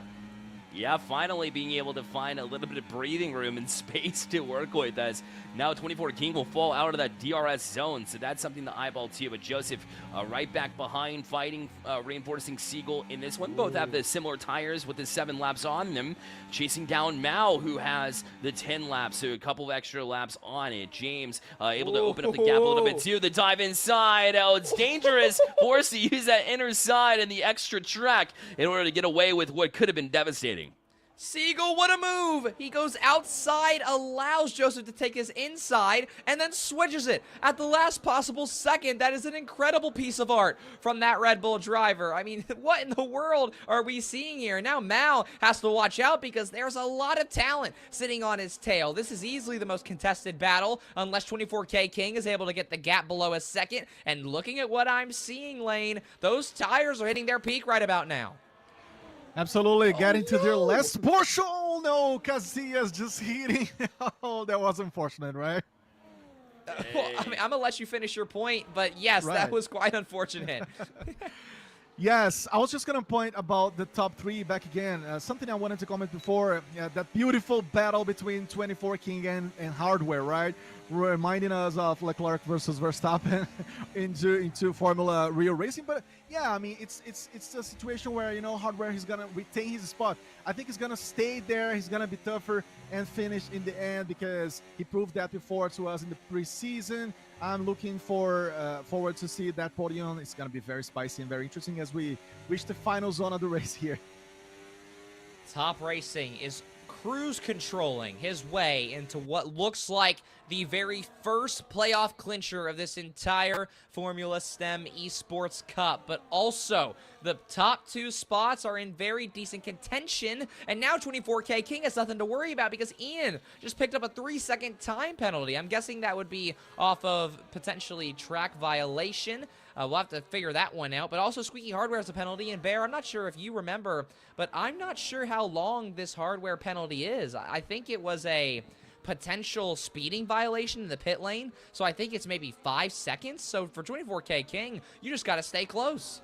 Yeah, exactly. It's the same situation that you see with Top Racing, where it's just kind of cruise control at this point for you, because that 12-second gap is pretty unrealistic to kind of close in these last 2 laps as it just continues to grow for Top Racing yet again. So, wow, I mean, with his consistency, I seriously doubt in my mind a situation, because barring a wreck here from Top Racing here at this point, he's going to have that top spot. So it'll be the top 3 that you're looking at, which makes me wonder, you know, where's Squeaky Hardware going to go compared to Ian Hawk, because that penalty will matter of who gets the top 3 and who gets the playoff spots. I mean, both those drivers having penalties is very rough for them, and Ian is slowly chipping the gap, and if he can potentially get up on the backside of 24K King, we could see him jump a spot over Squeaky Hardware. Now, granted, we'll have to see how the penalties shake out at the end, and 24K King, the job is easy. Yes, race like your life depends on it, but do not crash the car. In Top Racing, the mission is the same. We've got 2 laps left, Bear. On to the final stretch. Top Racing just cruising it out. A victory lap, quite literally, if you will, between these two. And just nothing else doing. No need, dude. When we talk about 5th to 4th, 18 seconds back, so there's no gap in opportunity here. The battle will be between, once again, the set P2 and P3. But it won't matter much in the sense of that penalty. So then Joseph, though, making moves. They're right behind, reinforcing Siegel. The battle between 6 and 7 might be the closest one yet. You'll also notice that James has dropped 5 positions. He accidentally decided to double pit for the softs, which you must switch your tire compound at least once during this race, as we watch 24K King take a very rough spill into the gravel, but he is still within a second, so the DRS is still at play. Top Racing, you can see his POV here, and you can also see the map below. There is so much room behind him and the other light blue car next to 2 light blue cars, funny enough. As the drivers behind him are not the people directly behind him for our viewers at home. So now, again, it's all eyes on 24K King. Can he find his way into P2 in his first race ever, Bear?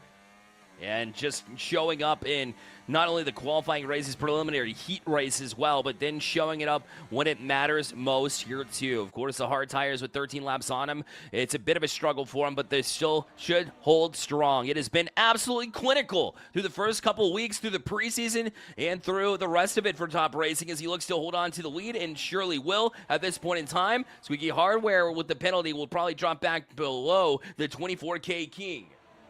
It's time to find out. It's Top Racing is your champion in Austria. Now at the end, let's see how do the other cars come across the line. 24K King, he's got too much of a gap to get up to Squeaky Hardware, and we'll see if the penalty is enough to make something happen. And it looks like 24K King will indeed jump spots. It's a 10-second penalty that was set on Squeaky Hardware, which also means that Ian will actually be the third playoff clincher. That 10-second penalty that Squeaky did not serve will actually cost him a playoff spot. He does still get a massive amount of points, but now no need to. A big competitor, the second, I think, best compared to Top Racing qualifying time, and he will end up P5. So no playoff clinching scenario for him, and neither for Joseph or Siegel. Two very impressive racers who battled for 25 hard laps. They will end up directly next to each other. Here comes Mao on the back of Cry, two racers who have also found their way into the top 10 late, and they will finish directly in that order. It's James, Cry, and Mao, and the rest of the grid has also wrapped up Bear. But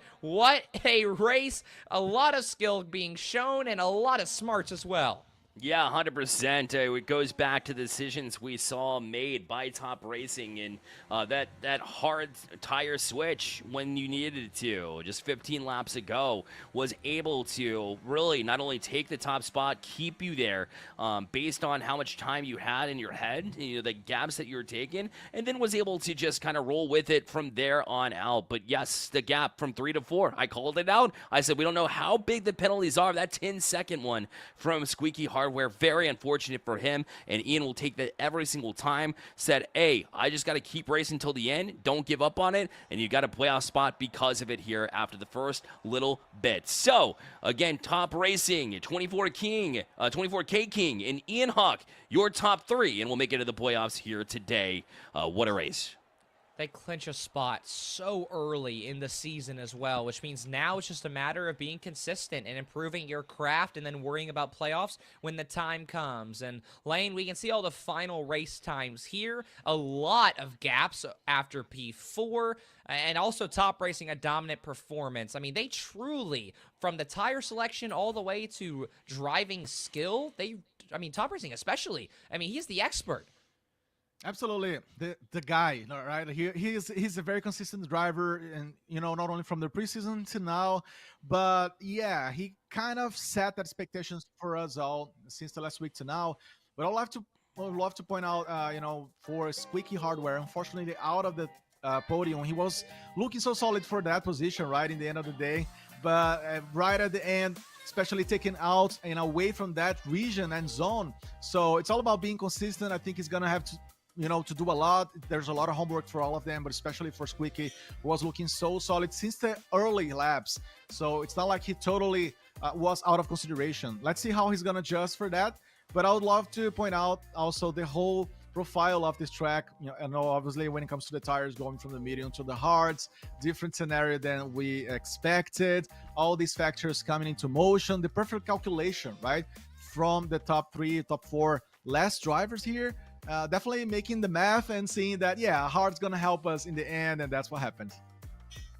No doubt about it. Well, listen, even though you drop out of the top 3, which doesn't feel good for Squeaky Hardware, you're still going to land yourself 32 points in the grand scheme of things, right? And that's a big gap from you in maybe 20th place, like we saw, with just 4 points added to that one bonus point that everybody gets for being able to participate as well. So if you were here and participated, got the DNQ, we still thank you for showing up and giving your all, right? So you still get that point, TJ, at the end of the day. But yeah, that 4th place, it's not devastating. It hurts in the moment, but to get those 32 points there from Squeaky Hardware is certainly a good sign for him to continue on and get to put him in a great spot when you talk about points. Yeah, luckily it's a long season, and there is still plenty of chances to clinch spots. And also, Bear, correct me if I'm wrong, I believe that if the exact same top 3 were to get the top 3 spots in the next race, and let's say Ian was 4th again, I actually believe he still would qualify for playoffs. So yeah, it would be the top 3. If they do repeat, that actually just opens up more spots at the end of the season for point gainers. So 4th, 5th, 6th would not get a playoff spot specifically, but you still earn those points, and then you open up more opportunity for point earners at the end of the season to be able to qualify in, making that exact spot in like a 4th place like Squeaky Hardware has even more so important. Well, I appreciate you clarifying because I don't want to say the wrong thing, but that's also a good point to know is that Top Racing could, by himself, make this season very interesting. If he gets first at every single race, that's going to be 5 extra positions that isn't a direct clinch. That means it's going to come down to points after it's all said and done. So it's going to be a long one, Lane, but I think these drivers are up to the task. I think it's going to be a lovely long one, as we all want, because there's a lot of those drivers who can become very good contenders. I could see some of these names, striving and doing better already since last week to now, and I'm eager to see how they're going to evolve, because as we know, it is a season, a layout for that, precisely for those adjustments, as we said before. Well, racing continues, of course, as we kick off the race week, technically this Thursday. So tune in at 5 p.m. Eastern Time here where you are now. So park it here with a follow on Twitch or a subscription on YouTube. We'd very much appreciate it.